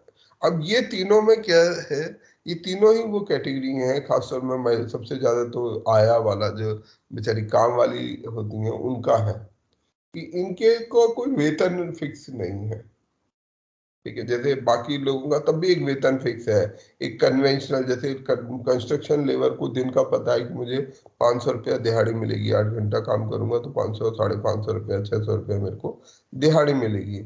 हेल्पर कोई ड्राइवर का काम कर रहा है तो उसे पता है 12,000, 13,000 रुपया मेरे को तनख्वाह मिलेगी। मेड को, काम वाली को कैसा पैसा मिलता है? एक घर से वो बेचारी 2000। किसी में 2,000, किसी में 1,500, ऐसे ऐसे करके वो थोड़ा थोड़ा, हाँ, ऐसे ऐसे करके वो पैसा इकट्ठा करती है। तो वो कोई बहुत हेल्दी चीज नहीं, और इसमें उसका एक्सप्लॉइटेशन का, सारे इन सारे लोगों का जो एक्सप्लॉइटेशन है वो भी बहुत है, ठीक है। शोषण है, किसी ने पैसा दिया नहीं दिया, काम करा रहे हैं, बात हमारी 1 घंटे की थी 2 घंटे के लिए बात करा रहे हैं। तब तमाम तरीके की समस्याएं उनको बेचारों को सामना करना पड़ता है। और हर प्रकार का एक्सप्लॉइटेशन है, फिजिकल असॉल्ट है, फेयर वेजेस न मिलना, ये सारी चीजें वो घटती हैं उनके साथ। माइग्रेंट्स की एक और समस्या है, they are considered anti social element, है ना। बेचारे जितने भी गरीब मजदूर जो काम करते हैं हमारे, जैसे अगर मैं कहूँ कोई इसे अन्यथा मत लेना, पर जैसे बहुत बुरी स्थिति है, जो लोग बिहार से खासतौर में माइग्रेट होके आते हैं दिल्ली में या मुंबई में, उन्हें भैया बोल के, उनके साथ जो व्यवहार है वो बहुत ही बुरा होता है, बहुत बुरा, मतलब बिलो स्टैंडर्ड, मतलब उस गरीबी के स्टैंडर्ड से भी बुरा होता है कि बहुत सारे बिहारी आ गए हैं, कोई कुछ बोलता है, कोई कुछ बोलता है, जो कि बहुत ही भद्दा है। वो व्यक्ति अपने लिए काम की तलाश में आया है, खुद काम कर रहा है, उसकी कोई सहायता भी नहीं कर रहा, उल्टा उसको और ज्यादा प्रताड़न, मतलब जब तक उसने अभी कुछ किया भी नहीं है उससे पहले ही हम उसे गलत माने बैठे रहते हैं। जितनी महिलाएं जो बंगाल की तरफ से आती हैं सबको बांग्लादेशी कह दिया जाता है, ये सब बांग्लादेशी आ गए हैं, जबकि स्थिति आज ये है कि बांग्लादेश में उल्टा माइग्रेशन हो रहा है। बांग्लादेश की जो आर्थिक स्थिति है वो बेहतर होने के कारण यहाँ के लोग वहां जा रहे हैं। पर ये भी एक नैरेटिव एक समय चला था कि सबको, जो भी बेचारे गरीब लोग थे, जो बंगाल के बंगाली बोलने वाले, क्योंकि वेस्ट बंगाल भी बहुत बड़ा क्षेत्र है, उड़ीसा वेस्ट बंगाल, जहाँ ये भाषा बोली जाती, तो उन सारे लोगों को लेबल कर देना। तो ऐसी बहुत सारी चीजें हमारी सोसाइटी में होती हैं और उनके साथ डिस्क्रिमिनेशन होता है। फिर उनको इलीगल रेजिडेंट, जैसे मैंने जो बांग्लादेशी की बात की कि बहुत सारे लोगों को इलीगल घोषित कर देना, उनको जेल में डाल देना, कई सारे कानून बना दिए गए, वो सब चीजें होती हैं। जैसे सोशल मीडिया का इन्होंने जिक्र किया है कि सोशल मीडिया में बहुत सारे माइग्रेंट्स को अननेसेसरीली क्रिमिनल करके और कईयों को तो पीट पीट के मार भी दिया गया है। एक्सट्रीम क्लाइमेटिक कंडीशन भी इनके लिए एक बहुत बड़ा खतरा है। तो ये हमारे जो है चैलेंजेस हैं। अब बताइए इसमें कोई और चैलेंज हम जो अभी भूल रहे हो, है ये कोई और चीज हम जो भूल रहे हैं? सर एक्सट्रीम क्लाइमेट कंडीशन कैसे हो सकता है? एक्सट्रीम क्लाइमेट कंडीशन तो आज के समय में बहुत बड़ा कारण है माइग्रेशन का, बहुत बड़ा कारण है। सारे चैलेंजेस आप बोल रहे थे ना। हाँ, एक्सट्रीम क्लाइमेटिक कंडीशन जो है, नहीं ये चैलेंज भी है और प्रॉब्लम भी है भाई। आपके इस समय पर जितने बड़े शहर हैं, दिल्ली में इस समय पिछले साल की भी बात कर रहे हैं, जितने भी महानगर होंगे शायद एक ही जैसी स्थिति होगी। वहां ये जितने भी वो होते हैं, शहर होते हैं, ये कंक्रीट जंगल कहलाते हैं। Yes sir. ठीक है। अब जो गर्मी है, ठीक है, वो यहाँ कहीं ज्यादा पड़ती है। अगर गांव का जो, क्योंकि वहाँ हवा चलती है उसके कारण, अगर वहाँ टेम्परेचर 45 डिग्री होगा गर्मी के समय में, तो यहाँ 48 डिग्री। और यहाँ का जो 48 डिग्री होता है वो 50-52 डिग्री के आसपास वाला टेम्परेचर होता है, क्योंकि बहुत ज्यादा क्लस्टरिंग है, हवा चल नहीं रही है किसी और तरीके। तो ये अपने आप में एक एक्सट्रीम सिचुएशन है। बेचारे कितने सारे माइग्रेंट वर्कर हैं आज अभी के समय में बिना एसी के दिल्ली में गर्मी काटना बड़ा मुश्किल है। गांव में हम सारे लोग गांव के परिप्रेक्ष्य में रहे हैं, वहां पर गर्मी में समस्याएं होती है पर इतनी नहीं होती हैं। पेड़ के नीचे खाट डाल दिया, कहीं खुले में डाल दिया, किसी तरह से वहां पर अपना काम टाइम कट जाता है, क्योंकि ठीक है गर्मी वहां भी यही गर्मी यहाँ पड़ती थी पर टाइम कट जाता था। परंतु आज के समय में जो शहरों में जो गर्मी है उसको बियर करना, वो बीमारियां भी ला रही है, स्वास्थ्य का नुकसान भी उससे हो रहा है। तो जो एक्सट्रीम क्लाइमेटिक कंडीशन फेस करनी पड़ रही है, ये कारण भी है और एक ये प्रॉब्लम भी है। अभी जैसे स्लम्स हैं, अभी जैसे चेन्नई में अभी घटना कल परसों हो रही है, वहां पर जो बाढ़ में 14 लोग, मतलब जो रेनफॉल हुआ उसमें 14 लोग मर गए, लोग बह बह के मर रहे हैं, कुछ हो रहे हैं, अब पता नहीं कितने सारे अनरिपोर्टेड होंगे। वो लोग कौन लोग मर रहे होंगे? जिनके पास सर अच्छे से हाउसिंग नहीं होगा वही लोग। माइग्रेंट्स होंगे, ज्यादातर माइग्रेंट्स होंगे। जब भी कोई इस तरीके की एक्सट्रीम सिचुएशन आएगी तो सबसे ज्यादा प्रॉब्लम माइग्रेंट्स को फेस करनी पड़ती है, क्योंकि उनके घर कच्चे हैं, उनके घर उल्टी सीधी जगहों पर, जहां पर किसी समय पर नदी बहा करती थी वहां पर उनको उन्होंने अपने घर जो स्लम्स जहां बने होते हैं, कहाँ बने होते हैं स्लम्स? नदियों पर, जब नदी लैंड पर, ठीक है, कहीं पर। अभी यहाँ पर यूपी में भी है, यहाँ नदी हिंडन नदी है हमारे पास में, वहां पर हिंडन नदी के पास में पूरे जो है बस्ती, बहुत सारी बहुत बड़ी बस्ती बसी हुई है जो कि पूरी तरह से इलीगल है। सुप्रीम कोर्ट ने कई बार आदेश दिया कि उसको तोड़ा जाए। अब उसको तोड़ा जाएगा तो वो बेचारे लाखों लोग कहाँ जाएंगे? और अगर दूसरी तरफ एक और समस्या है, किसी दिन अगर हिंडन नदी में बाढ़ आ गई तो क्या होगा? तो सारे बह जाएंगे। कितनी तबाही होगी, उनका घर मकान, लोग बह जाएंगे, लोग नहीं बहेंगे, घर मकान तो जरूर बह जाएगा। तो कितनी बड़ी समस्या है। और इस समस्या का सबसे बड़ा सामना किसको करना पड़ेगा? जो माइग्रेंट्स है। सर करना सबको yes, पड़ेगा, पर ज्यादा जो ब्रंट है, क्योंकि बाकी जो लोग रेगुलर से रह रहे हैं भाई, उनके मकान पक्के मकान हैं, अच्छे जगह पर बने हुए मकान हैं, तो ये चैलेंज हमारे माइग्रेंट्स को फेस करना पड़ता है। इसके अलावा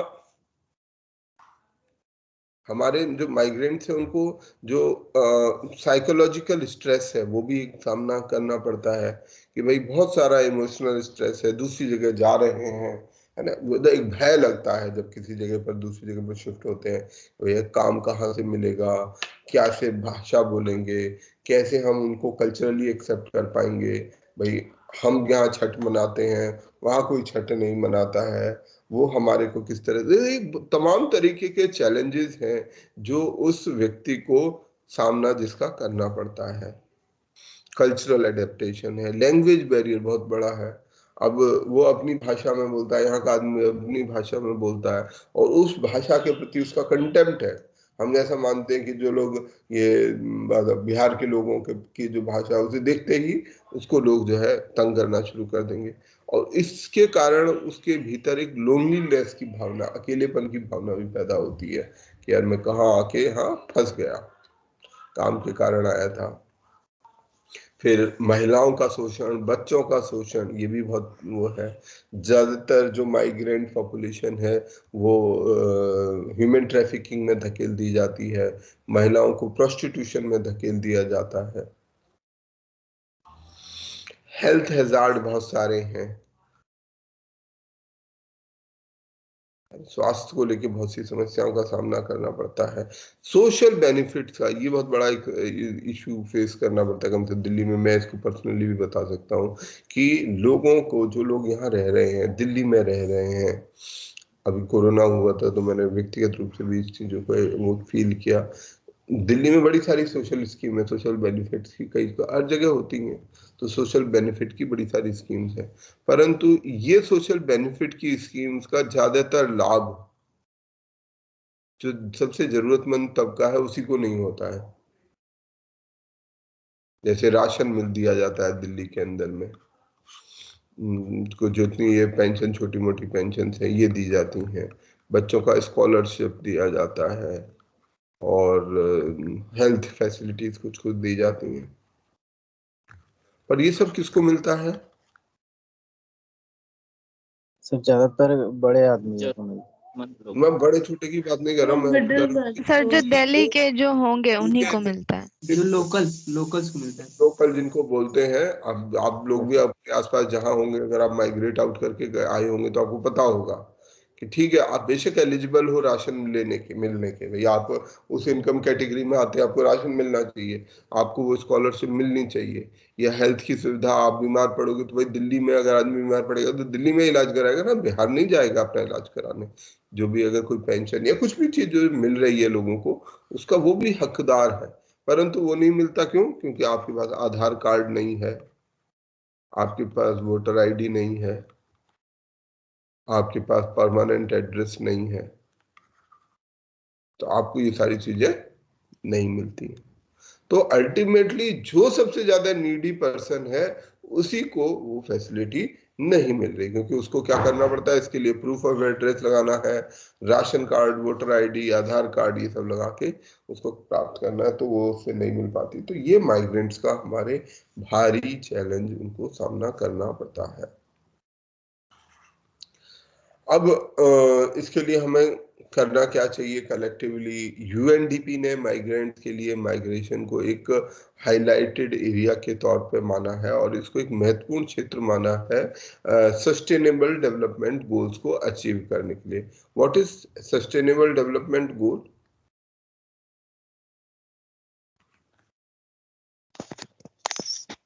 आज रिसोर्स को यूज कर लेते हैं, फ्यूचर में डेवलपमेंट इसको फॉर अ फ्यूचर, ऐसा डेवलपमेंट जो अभी भी और फ्यूचर में उसके रिसोर्सेज बचे रहे।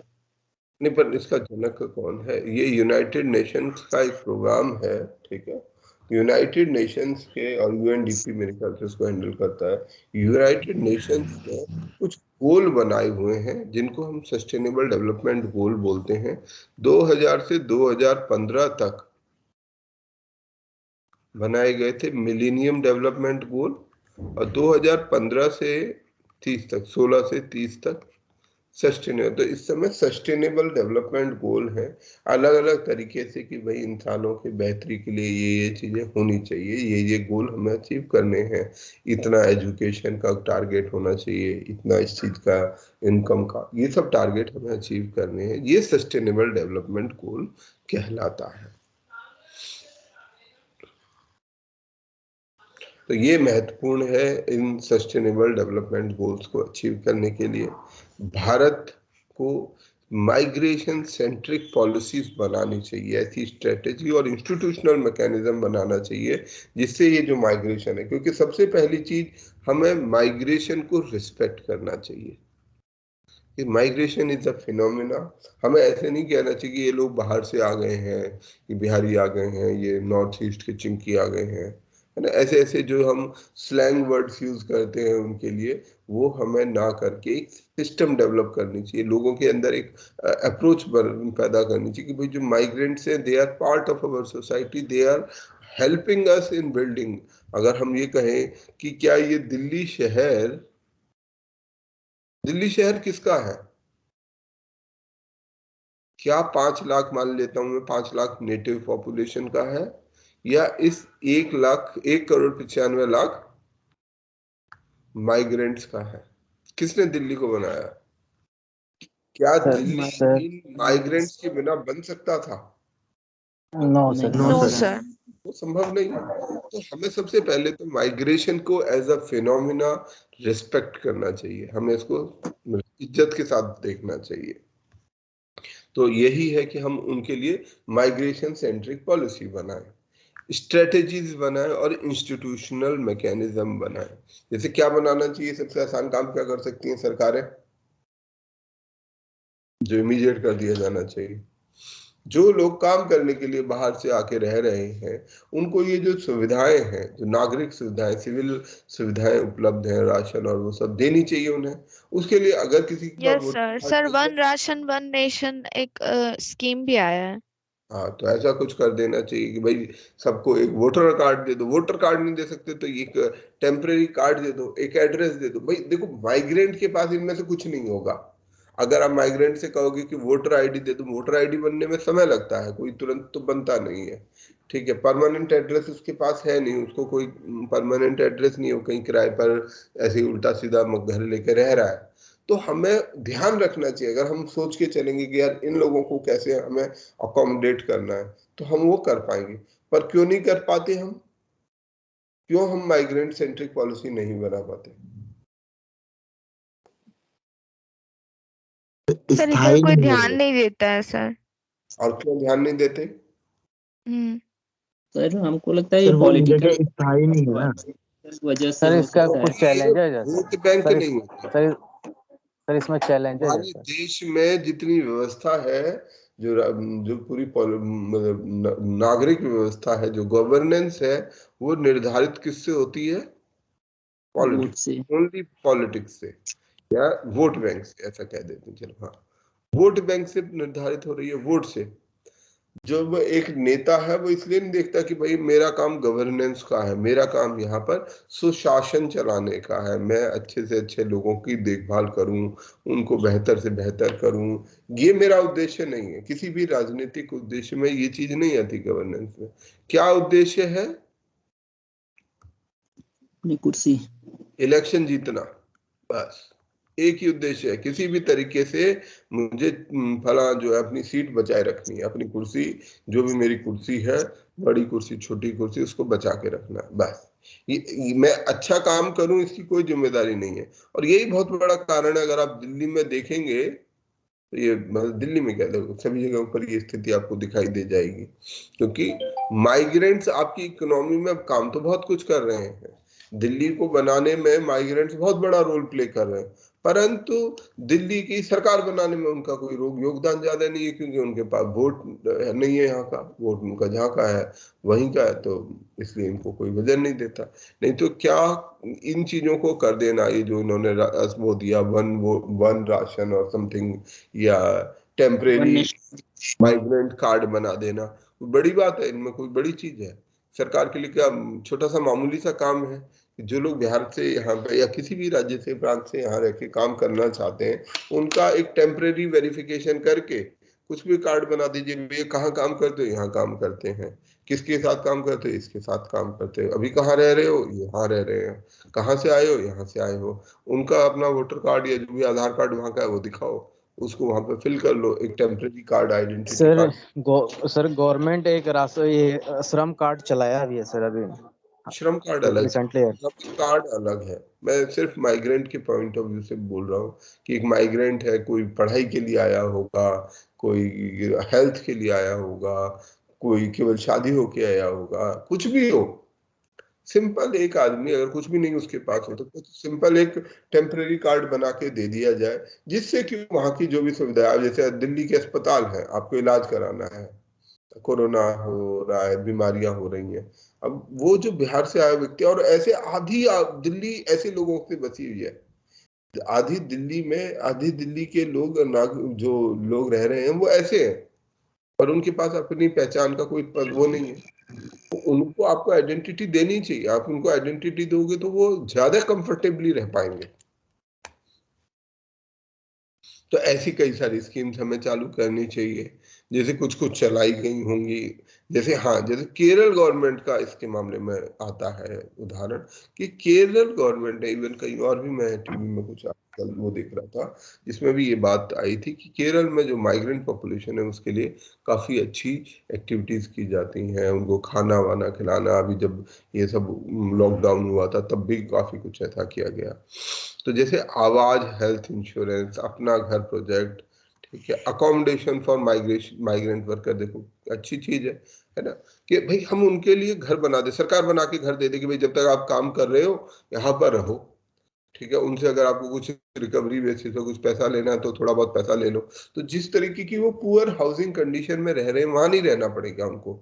मान लीजिए एक बेचारा मजदूर जो है काम करता है, 1000 रुपया किराया देता है, आप उससे 1000 रुपया ले लो, सरकार या फ्री में दे या 1000 रुपया ले, जैसे भी देना चाहे, उसको ठीक ठाक घर बना के दे दे, जिसमें उसका अपना एक कमरा हो, अपना नहाना धोने का हिसाब किताब हो, बेसिक चीजें हो, साफ सफाई हो, बिजली पानी हो जाए, तो क्या इसमें, क्या ये संभव नहीं है ना? संभव है, कर सकते हैं हम लोग ऐसे। माइग्रेंट पॉपुलेशन के लिए स्पेसिफिक बजट, ये भी देखो कितनी अच्छी चीज है कि हमें बजट बना के चलना चाहिए, क्योंकि क्या होता है हम सबके लिए बजट बनाते हैं, माइग्रेंट के लिए कोई बजट ही नहीं रखते, बजट के अंदर प्रावधान ही नहीं है। सेफ हाउसिंग और अफोर्डेबल हाउसिंग को प्रमोट करना, ऐसे घर जो कि सेफ हो और अफोर्डेबल हो, लॉ एनफोर्समेंट एजेंसीज को सेंसिटाइज करना ऐसे वल्नरेबल सेक्शंस को, क्योंकि सबसे बड़ा जो एक्सप्लॉइटेशन है, माइक्रोफोन किसी का ऑन है, तो सबसे बड़ा एक्सप्लॉइटेशन पुलिस के द्वारा ही होता है, लॉ एनफोर्समेंट एजेंसीज द्वारा ही होता है, पुलिस ही सबसे ज्यादा तंग कर दी। अच्छा, जहां पर मैं तब इसको बड़ा विचित्र तरीके से देखता हूँ, सड़क पर जब जाता हूँ तो जो पुलिस वाला है, पुलिस वाला अपना डंडा भी जो है देख कर चलाता है, वो पहले देख लेता है कि किस पर डंडा, मतलब मैं ऐसे ट्रैफिक में खड़ा था, आप लोगों ने भी ऐसी घटनाएं देखी होंगी, मैंने कोई नई चीज नहीं देखी, वहां पे जैसे जाम सा इकट्ठा हो जाता है, गाड़ियां इकट्ठी हो जाती हैं, तो एक पुलिस वाला आया, उसके हाथ में एक लाठी सी थी, तो अब वो सबको मतलब उसे क्लियर कराने की कोशिश कर रहा था। अब वो देख लेता है, जैसे जो स्कूटर वाला है, स्कूटर वाले के बॉडी में वो कर रहा है, ठीक है, मतलब उसकी बॉडी जो स्कूटर का या मोटरसाइकिल का टायर है उसमें मार रहा है कि आगे बढ़ाओ आगे बढ़ाओ आगे बढ़ाओ, जो कार वाला है उसको खाली इशारा कर रहा है कि भाई तुम आगे चलो, जो साइकिल वाला है उसको ठेल रहा है, रिक्शे वाले को लाठी लगा दिया उसको। तो मैं देख रहा था कि इसके माइंडसेट में इसने अपने आप ही तय कर रखा है कि जैसी जिसकी हैसियत तैसा उसका ट्रीटमेंट। जो कार वाला है, कार वाले की उसमें लाठी भी उसने टच नहीं की अपनी, स्कूटर के लिए वो मतलब थोड़ा सा उसको लाठी पर उसे मार नहीं रहा है, उसके गाड़ी में उसको लगा रहा है और जो रिक्शा वाला है उसको लाठी बजा रहा है। तो ये उसका माइंडसेट है, ये प्रॉब्लम और कुछ नहीं है, क्योंकि उसे पता है कि इसको लाठी मार सकता है, किसको लाठी नहीं मार सकता है, तो देख के लाठी चला रहा है वो अपना। ये जो लॉ एनफोर्समेंट एजेंसीज हैं, इनको सेंसिटाइज करने की, उनके अंदर ये चीज डालना कि भाई ये चीज गलत है, this is not acceptable, sensitive बनो। ठीक है, जो बिहार से मजदूर काम करने यहाँ आया, ये कोई चोर नहीं है, इसको आप ऐसे नहीं ट्रीट कर सकते, उसके साथ गलत व्यवहार नहीं कर सकते, उससे गाली गलौज नहीं कर सकते।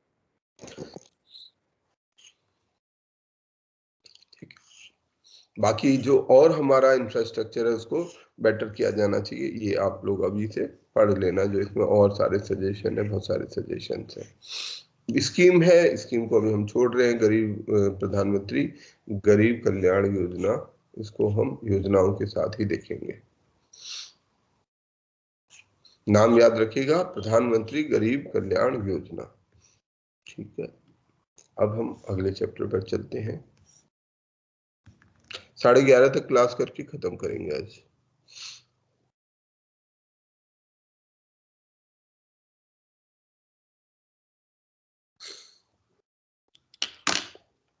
हमारे कुछ ऐसे इंफ्रास्ट्रक्चरल प्रोजेक्ट्स हैं जिनकी मैं बात करना चाहूंगा आप लोगों से, जो हमारे लिए महत्वपूर्ण है, एग्जाम के पॉइंट ऑफ व्यू से महत्वपूर्ण है, हमें पता होने चाहिए कि कौन कौन से महत्वपूर्ण हमारे इंफ्रास्ट्रक्चरल प्रोजेक्ट्स चल रहे हैं।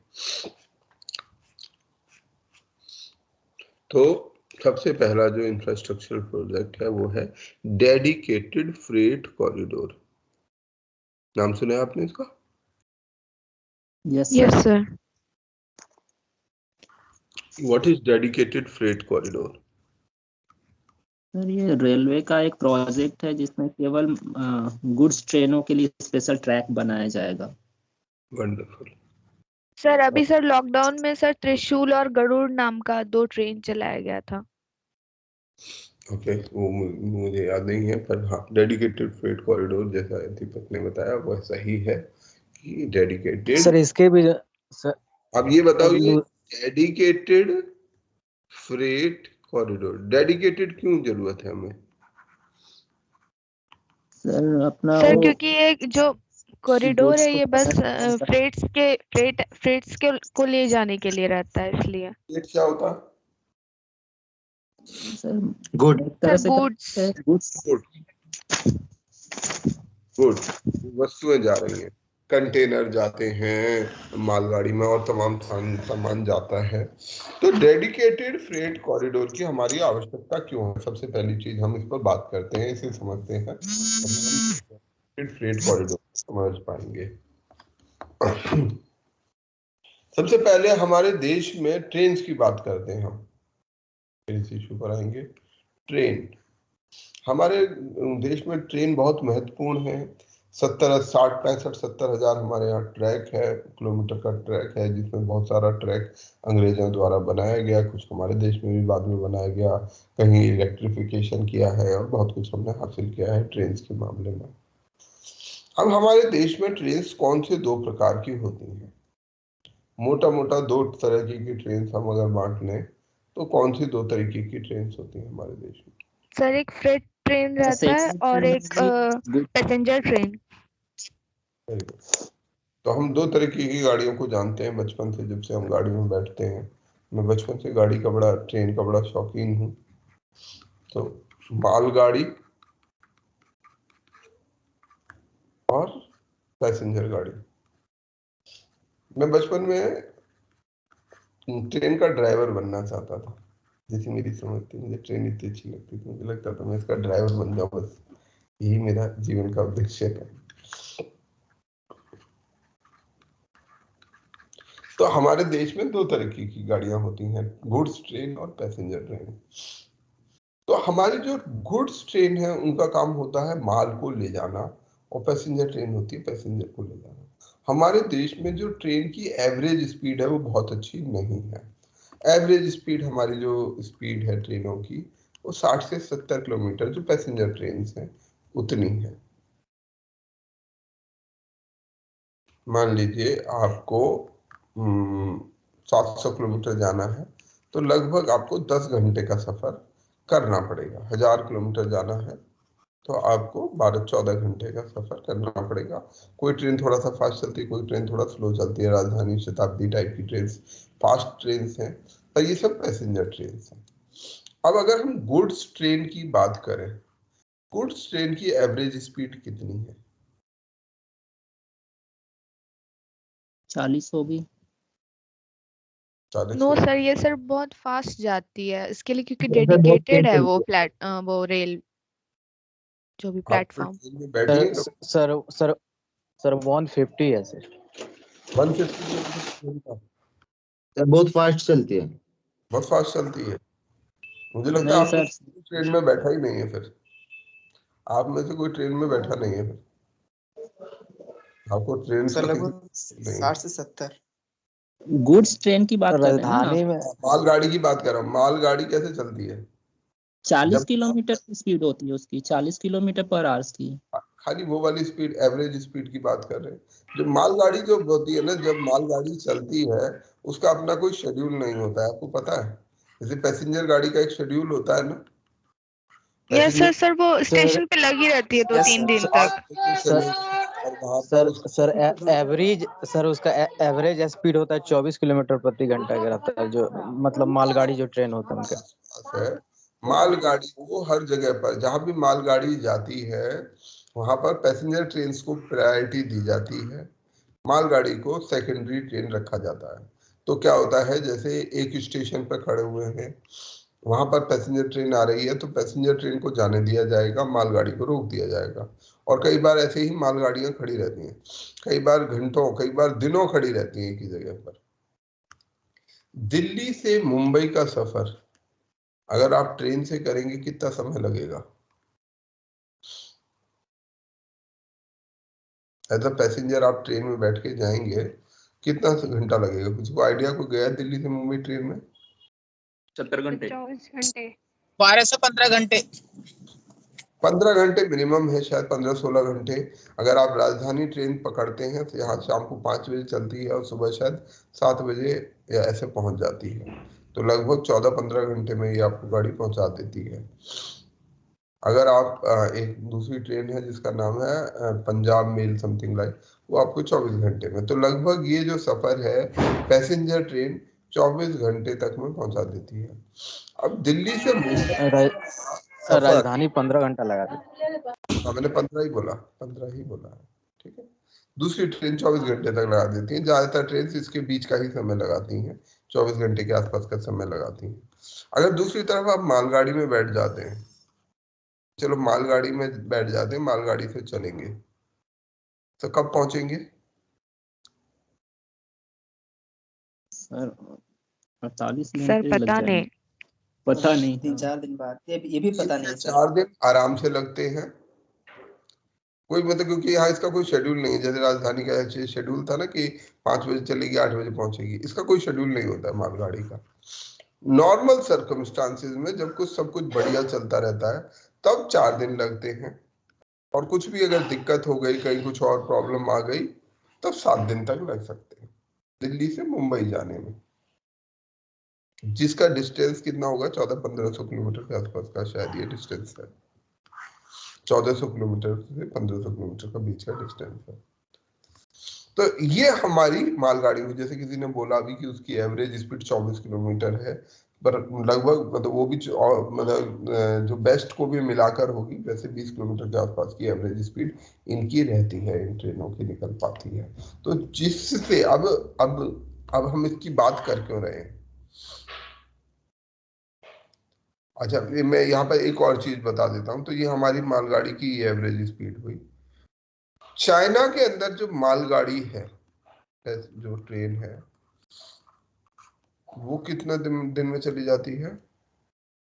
वहां पर कोई मेरा खुद व्यक्तिगत अनुभव नहीं है। वहां पर करीब 2000 किलोमीटर, जो उनका कोई बड़ा सेंटर है जहाँ बिजनेस सेंटर है, वहां से 2-2500 किलोमीटर का सफर वहां की ट्रेन 2 से 3 दिन में खत्म कर देती है। इससे ज्यादा दूरी है, 1500 किलोमीटर से थोड़ी सी ज्यादा दूरी है और आधा टाइम है। तो ये एक फैक्ट हम याद रखते हैं। अभी हम इस पर बात करेंगे कि अब मुझे अगर मैं ये कहूँ कि हमारे जो माल की स्पीड है, ठीक, इस मालगाड़ी की स्पीड से हमारी सेहत पे क्या फर्क पड़ेगा, देश की सेहत, देश की इकोनॉमी पर या एक्सपोर्ट पर क्या क्या फर्क पड़ सकता है?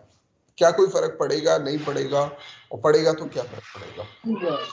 इकोनॉमी पे सर पड़ेगा। डिपेंड करता है कि मालगाड़ी वो अगर क्या सामान लेके जा पेरिशेबल रहे गुड्स अगर लेके जा रही है तो वो फिर उसमें वो सड़ भी सकता है और वो फिर बाद में जाके दिक्कत करेगा इकोनॉमी में। बहुत अच्छी बात आपने कही, पेरिशेबल गुड्स सड़ नहीं जाएगा, आप पेरिशेबल गुड्स को तो भेज ही नहीं सकते हैं, ठीक है।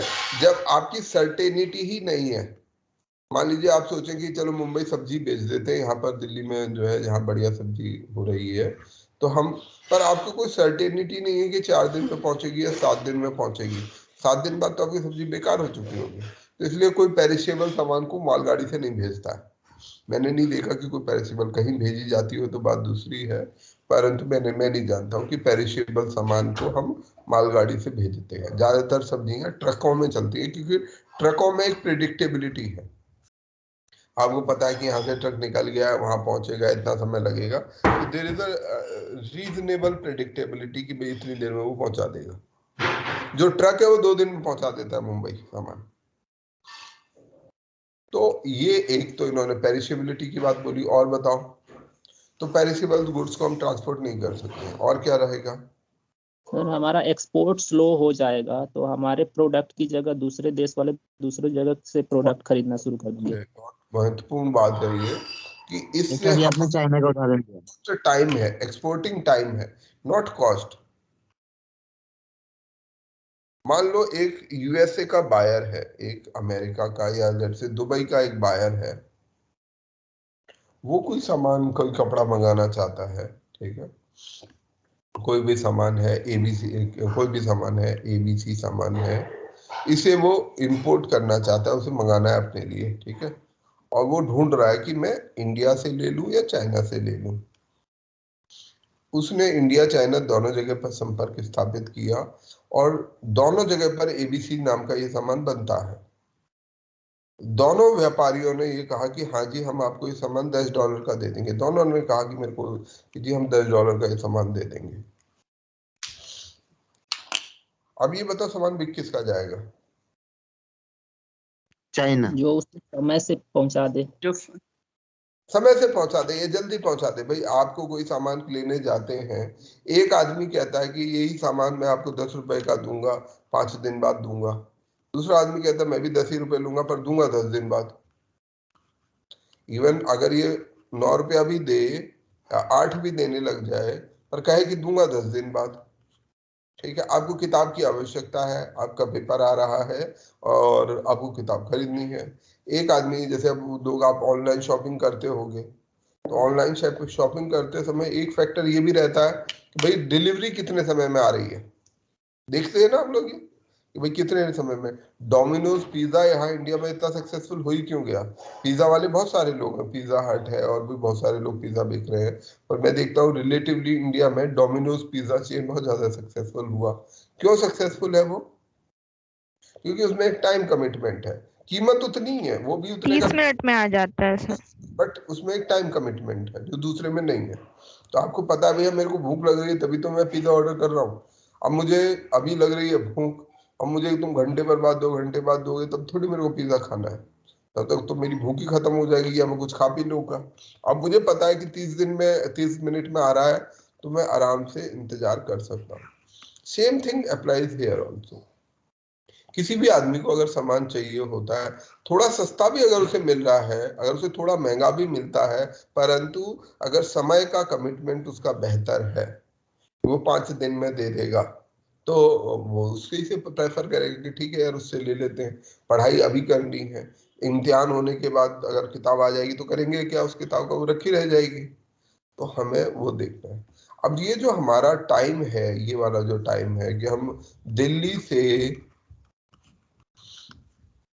मुंबई पहुंचाने में 7 दिन लगाएंगे सामान को, लोडिंग में 1-2 दिन लगा देंगे, फिर दुबई या यूएसए जाने में 15 दिन पानी के जहाज में लगेगा, तो हमारा ट्रेवल टाइम हो जाएगा 20-22 दिन। सेम चीज दिल्ली चाइना से वहां से चली, 2 दिन में वहां से चली, 15 दिन पानी के जहाज ने लगाए, 17 दिन। तो आदमी कहेगा ठीक है मेरे को पैसे तो उतने देने। जब भी आदमी को जरूरत सामान ऑर्डर करता है वो जल्दी से जल्दी चाहता है कि मुझे जितना जल्दी मिल जाए उतना अच्छा है। तो इस कारण से हमारा जो एक्सपोर्ट पोटेंशियल है उसका बड़ा हर्जा होता है इस टाइम फैक्टर के कारण से। ये टाइम लॉस होता है, इसके कारण से हमारे देश की इकोनॉमी को, हमारे एक्सपोर्ट को बहुत नुकसान होता है। तो इसको खत्म करने के लिए, और जो मैंने आपको कहानी बताई थी ना कि जो नॉर्मल ट्रैक्स हैं उन पे जो पैसेंजर ट्रेन है, क्योंकि पैसेंजर ट्रेन में लोग बैठे हुए हैं, मालगाड़ी में माल है, माल लेट हो जाएगा तो कुछ हर्ज नहीं होगा, माल शिकायत नहीं करने जाएगा, कंप्लेन नहीं करता है सामान, परंतु लोग शिकायत करते हैं, लोग लड़ाई झगड़ा करते हैं, तो माल लड़ाई नहीं करता। तो इसलिए माल को हमेशा सेकेंडरी रखा जाता है, जब पहले लोगों की गाड़ियां चली जाती हैं उसके बाद मालगाड़ी को भेजा जाता है। इस प्रॉब्लम को रिकॉग्नाइज करते हुए कि भाई ये एक सीरियस प्रॉब्लम है, हमने डेडिकेटेड फ्रेट कॉरिडोर बनाने का प्लान किया। करीब 10-15 साल पुराना ये प्रोजेक्ट है, अभी भी चल रहा है पर अभी थोड़ा सा आगे बढ़ा है। तो हम जो है खास तौर में जो नॉर्दर्न इंडिया है, ये इंडिया है हमारा, मैं इंडिया हमेशा ऐसा ही बना देता हूँ क्योंकि मेरी ड्राइंग बहुत पुअर है। तो हमारा जो पोर्ट है, एक पोर्ट यहाँ पर है, एक यहाँ पर लेट्स से गुजरात का पोर्ट मुंद्रा है। जो 2 हमारे बड़े पोर्ट हैं जो यहाँ से नॉर्थ इंडिया, ये दिल्ली है, तो ये मुंद्रा है और ये मुंबई है। यहीं से जहाज से पानी जा सकता है, ये यहाँ कलकत्ता है। तो दोनों डायरेक्शन में वेस्ट और ईस्ट, ये western freight dedicated freight corridor और ईस्टर्न डेडिकेटेड फ्रेट कॉरिडोर। वो अभी मालगाड़ी के लिए अलग से ट्रैक बनाया जा रहा है ना? जी बिल्कुल। तो ये जो है उसके लिए अलग से ट्रैक बनाया जा रहा है, ट्रेन नहीं, ट्रैक, ठीक है, कि रास्ता, ये जो कॉरिडोर होगा, ये जो रास्ता, ये जो गलियारा है, इस गलियारे पर केवल और केवल मालगाड़ी ही चलेगी, कोई और गाड़ी नहीं जाएगी, केवल मालगाड़ी ही इस पर चल सकेगी। तो ये 2 ईस्टर्न और वेस्टर्न फ्रेट कॉरिडोर बनाए जा रहे हैं ताकि हमारे जो गाड़ियां हैं उनकी स्पीड तेज हो सके, हमारा माल जल्दी से जल्दी एक जगह से दूसरी जगह पहुंच सके। ये हमारे एक्सपोर्ट को बूस्ट करेगा, ये हमारे इंटरनल ट्रेड को बूस्ट करेगा। जैसे अभी इन्होंने एक उदाहरण दिया था, आज हम पेरिशेबल गुड्स, सब्जियों को शायद इन गाड़ियों से ना भेजना चाहें, परंतु अगर ये डेडिकेटेड फ्रेट कॉरिडोर हो जाता है और सक्सेसफुल होता है, ये 1 दिन में या 2 दिन में अगर ये सब्जियों को पहुंचाने लगेगा, तो शायद हम इधर से नॉर्थ से, पंजाब से जो सब्जियां हैं या वहाँ की सब्जियां, महाराष्ट्र की सब्जियां यहाँ आने लगेंगी, तो हम पेरिशेबल गुड्स को भी और जो पेरिशेबल सामान है उनको भी हम इन ट्रेन्स के द्वारा एक जगह से दूसरी जगह भेज पाएंगे। ठीक, तो ये कुछ एडवांटेजेस हमारे को इससे हमारी ओवरऑल इंटरनल इकोनॉमी, हमारी एक्सपोर्ट इकोनॉमी, सारी चीजें जो है इनसे बेहतर हो पाएंगी अगर हम ये डेडिकेटेड फ्रेट कॉरिडोर अचीव कर लेंगे। और इन डेडिकेटेड फ्रेट कॉरिडोर में एक रीजनेबल सक्सेस हासिल की गई है। अभी मैं कुछ समय पढ़ रहा था, क्योंकि ये डेडिकेटेड फ्रेट कॉरिडोर हमारे, मतलब जहाँ मैं नोएडा रह रहा हूँ तो वहाँ से ज़्यादा दूर भी नहीं है, मेरा काफ़ी समय से इंटरेस्ट है, काफ़ी हद तक ये बन गया है। कुछ जगह पर जहाँ पर इनका इशू था वो भी अभी मैं अखबार में कुछ दिन पहले पढ़ रहा था कि वो भी सॉर्ट आउट हो गया है, तो वहाँ पर वो बन जाएगा। इसके बनने से इस क्षेत्र की जो इकोनॉमी है वो और ज़्यादा बेहतर हो पाएगी, बूस्ट होगी। तो ये हमारे लिए डेडिकेटेड फ्रेट कॉरिडोर की संभावनाएं हैं। तो अब इसको हम एक बार देख लेते हैं। तो यहाँ तक अभी तक आपको कंसेप्ट तो पूरा समझ आ गया होगा, ठीक है। ये 2 प्रकार की ट्रेन है। Yes sir.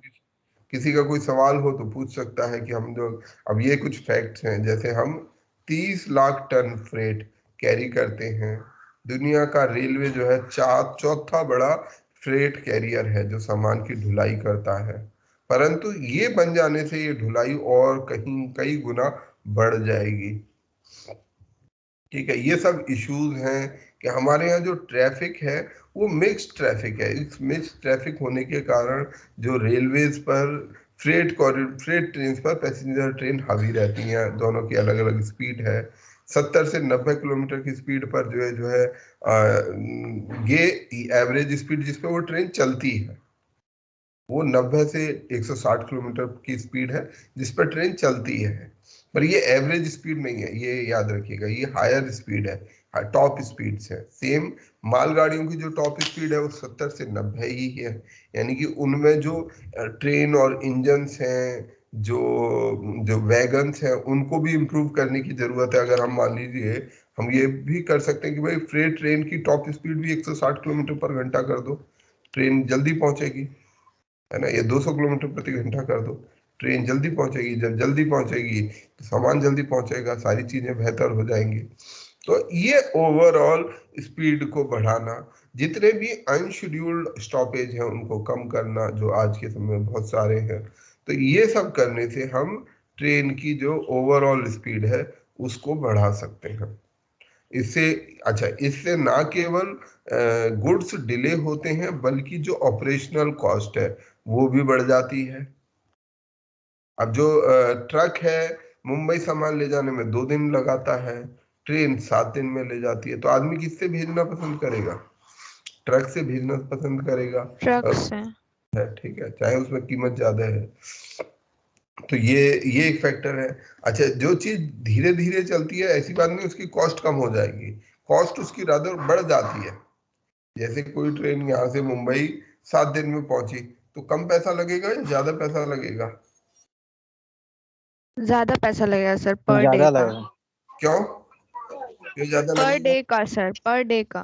हाँ क्यों हाँ, सर? क्योंकि टाइम टेकन ज्यादा है सर, टाइम टेकन ज्यादा है। टाइम से क्या है, टाइम तो हमारे पास बहुत सारा है, क्या दिक्कत है? मतलब क्यों कॉस्ट बढ़ जाएगी? सर उसका शॉर्टेज भी हो जाएगा सर, कहीं जो चीज प्रोडक्ट जा रहा है तो उसका शॉर्टेज भी कहीं जल्द। इसमें सबसे बड़ी बात, आपका जो इनपुट कॉस्ट है वो बढ़ गया। अगर मान लीजिए कोई काम 1 दिन में 2 दिन में आपने किया, अगर ट्रेन 1 दिन में पहुंचेगी, आपको जो मान लीजिए बहुत सरल तरीके से देखें तो जो ट्रेन का स्टाफ है कितनी तनख्वाह देनी पड़ेगी? 1 दिन की तनख्वाह देनी पड़ेगी। ट्रेन हमारी 160 किलोमीटर की स्पीड से चले या 16 किलोमीटर की स्पीड से चले, हमें तो पैसा टाइम का देना पड़ेगा। तो अगर हमारी 160 किलोमीटर की स्पीड से ट्रेन चल रही है तो हमें 1 ही दिन का पैसा देना पड़ेगा। अगर 16 किलोमीटर की स्पीड से पैसा वो चल रही है तो 10 दिन का पैसा देना पड़ेगा, जितना भी स्टाफ उसमें काम कर रहा है। तो हमारी जो ऑपरेशनल कॉस्ट है, जो हैंडलिंग कॉस्ट है, वो 10 गुना बढ़ा दी हमने खुद ही, धीरे धीरे चलाने से। भाई अब वो ट्रेन चल रही है या खड़ी हुई है, इससे कोई फर्क तो पड़ेगा नहीं। ड्राइवर सर तो ये तो पैसे के लिए फिर ड्राइवर भी लेट करता होगा ना? नहीं, वो क्यों लेट करेगा? अब उसे ट्रैक नहीं मिलेगा तो बेचारा कहाँ ले जाएगा? मालगाड़ियों पर चलना, ड्राइवर तो सिग्नल के हिसाब से चलता है ना, सिग्नल के हिसाब से चलता है, बिल्कुल। उसको डायरेक्शंस रहती हैं कि आपको रुकना और है, आपको चलना है, टाइम ज्यादा होता है तो से टाइम चलना। ज्यादा लगता है तो गवर्नमेंट रूल लगाया पैसा देने के लिए, ड्यूटी हाँ, से ज्यादा होगा तो। वो तो भाई अगर आप एक काम को 1 दिन में करोगे, उसी काम को अगर 5 दिन में कराओगे तो 5 दिन का दिहाड़ी देना ही पड़ेगा आपको। अगर कोई काम 1 दिन में हो सकता है, आप उसे 5 दिन में करो, तो मजदूर जो आके बैठे रहेगा वो तो कहेगा ना कि बाबूजी हम तो आ गए थे, सुबह 8 बजे आ गए थे, अपना 5 बजे तो बैठे हुए हैं, कर रहे हैं, हम तो काम कर रहे थे अपना, कुछ खाली तो बैठे नहीं थे, हम तो कर रहे थे। अब अगर आपकी गाड़ी नहीं चल रही थी उसमें हमारी दोस्त थोड़ी है, हम तो गाड़ी के अंदर बैठे हुए थे, तभी तो गाड़ी चला रहे थे। तो हमारी जो ऑपरेशनल कॉस्ट है वो भी इससे बढ़ती है।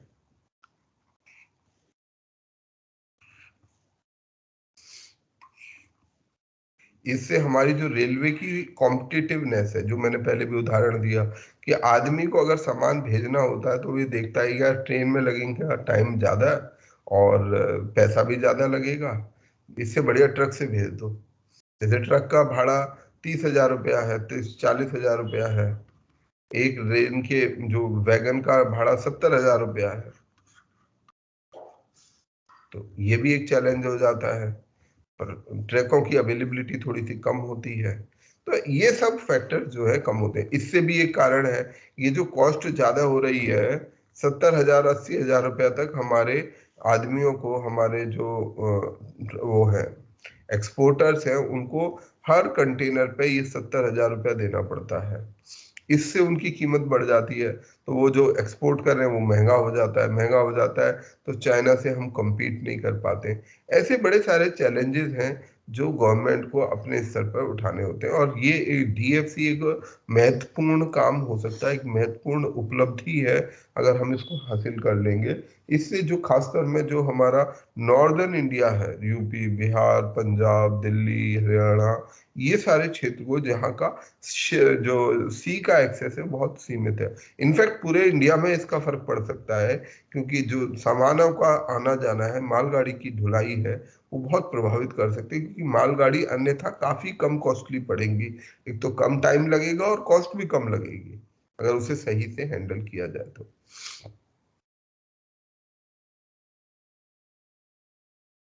तो इस सब के लिए हमें एडिशनल रेलवे इंफ्रास्ट्रक्चर बनाना पड़ेगा, फ्रेट ट्रैफिक मैनेजमेंट करना पड़ेगा। इनका जैसे मैंने कहा कि डेफिनेट टाइम टेबल होना चाहिए ट्रेनों का भी, फ्रेट ट्रेन का, कि भाई मालगाड़ी यहाँ से इतने बजे चलेगी, वहां इतने बजे पहुंचेगी। ऐसा नहीं कि जब मन कर रहा है तब चल रही है, जब मन कर रहा है तो नहीं चल रही है। वो चीज हमें यहाँ खत्म करनी होगी। जो ट्रेन की स्पीड है वो बढ़ानी पड़ेगी, जिससे कि प्रोडक्टिविटी कम हो और कॉस्ट ऑफ ट्रांसपोर्टेशन ज्यादा ना बढ़े।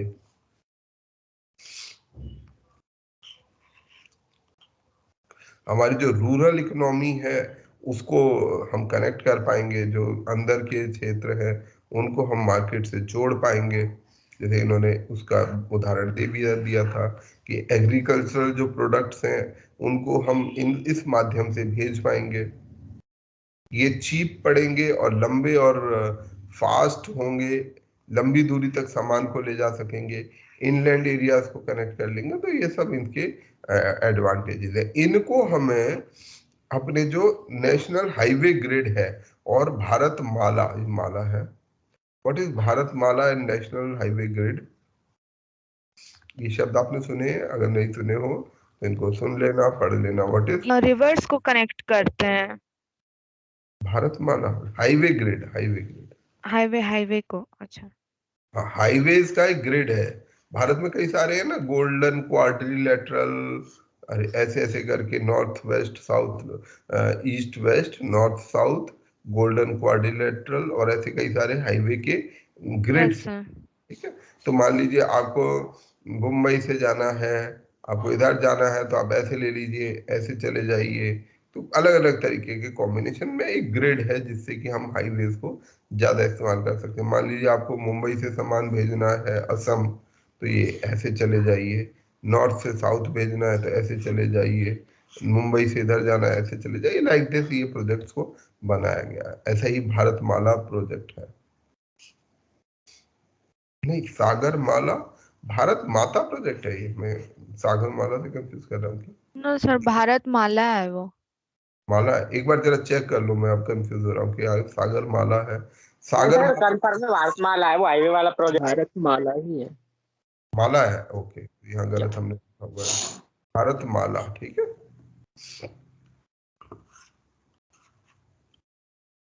तो अब हम आ जाते हैं। ये 2006 से ये प्रोजेक्ट कंसीव किया गया 2006 में कि भाई इस तरीके के ये डेडिकेटेड फ्रेट कॉरिडोर बनाए जाने चाहिए। इसके लिए एक विशेष संस्थान, एक इंस्टीट्यूशन, एक कंपनी भी बनाई गई है जिसका नाम है DFCC, dedicated freight corridor corporation of India limited company. ठीक है, ये DFC कंपनी बनाई गई है।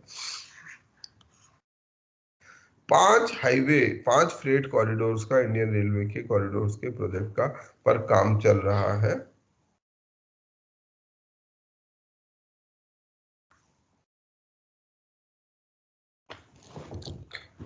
तो पहले 2 जिन प्रोजेक्ट पे काम ऑलरेडी शुरू हो चुका है वो है ईस्टर्न फ्रेट कॉरिडोर, जो कि लुधियाना से दिल्ली और आगे फिर ईस्ट में जाता है। दूसरा है जो दिल्ली से जवाहरलाल नेहरू पोर्ट तक जाएगा, JNPT, जो मुंबई का पोर्ट है, जो हमारा सर सबसे बड़ा। दिल्ली से एक, सर सर लेकिन लुधियाना से एक सर यहाँ पे पंजाब का भी है। हाँ, 6 लुधियाना से फ्रेट कॉरिडोर है सर। पंजाब, लुधियाना से पंजाब भी। लुधियाना से पंजाब, लुधियाना तो पंजाब में ही है, लुधियाना से लुधियाना कलकत्ता से यस सर कोलकाता कलकत्ता के लिए है ये वाला प्रोजेक्ट। यस ये सर यस गलती है, ये दिल्ली के लिए नहीं है, बेसिकली लुधियाना से Calcutta Ludhiana to Kolkata yes sir. ये ऐसे जा रहा है, दिल्ली यहाँ बीच में पड़ेगा, ये दोनों प्रोजेक्ट्स के बीच में वो है। ये वेस्टर्न है, ये वेस्ट है, ये ईस्ट है, ये कलकत्ता तक जाएगा, लुधियाना से चलेगा और कलकत्ता तक जाएगा। ये दिल्ली से चलेगा दादरी से, और ये यहाँ JNPT तक जाएगा, जो मुंबई का पोर्ट है, जो सबसे बड़ा पोर्ट है भारत का। तो इन दोनों लाइनों पर ये प्रोजेक्ट ऑलरेडी काम कर रहा है। ये जो ईस्ट कॉरिडोर है ये 1856 किलोमीटर का है, और जो वेस्टर्न कॉरिडोर है ये 1504 किलोमीटर का है। इसके अलावा कुछ और नए प्रोजेक्ट्स हैं जो कि हम प्लान कर रहे हैं कि आने वाले समय में हम बनाएंगे, जिसमें ईस्ट वेस्ट कॉरिडोर है, मतलब हम पूर्व पश्चिम को इनको जोड़ेंगे। East west corridor, north south corridor, ठीक है, 2327 किलोमीटर का नॉर्थ साउथ कॉरिडोर दिल्ली और चेन्नई के बीच में। 1114 किलोमीटर का ईस्ट कोस्ट कॉरिडोर खड़गपुर से विजयवाड़ा, खड़गपुर से विजयवाड़ा, विजयवाड़ा, हाँ विजयवाड़ा यहाँ पर आंध्र प्रदेश, और यहाँ पर खड़गपुर, यहाँ पर ये ईस्ट कॉरिडोर। ठीक है, ये कहेंगे एक और प्रोजेक्ट भी है जो मेरे संज्ञान में नहीं है, तो उसे भी इसमें ऐड कर लेंगे। ठीक है, तो अभी के लिए यहीं तक करते हैं, कल हम यहाँ से शुरू करेंगे नेशनल इंफ्रास्ट्रक्चर। सर एक लुधियाना इन पंजाब सर, डांकुनी इन वेस्ट बंगाल वाया खुर्जा इन उत्तर प्रदेश से सर। हाँ हाँ वही उसी की बात कर रहे हैं। ठीक है, चल तो आज के लिए हम यहीं तक करते हैं। इसमें कोई सवाल नहीं, कुछ समझने का तो है नहीं, बस यही समझना है कि इसका इम्पोर्टेंस क्या है, DFC का, डेडिकेटेड फ्रेट कॉरिडोर का। तो आप इसको पढ़ लीजिएगा। आप लोग भी अलग अलग प्रोजेक्ट, जितने इंफ्रास्ट्रक्चरल प्रोजेक्ट चल रहे हैं भारत के अंदर में, हम एक एक करके सभी प्रोजेक्ट पढ़ेंगे। नेशनल हाईवे प्रोजेक्ट, भारत माता project, gas project, national infrastructure pipeline. Sir एक संगरमाला भी होता है सर। चलो, तो आज के हम खत्म करते हैं class. Thank you so much. Thank you sir. So have a good day. Thank you sir. Thank you, sir.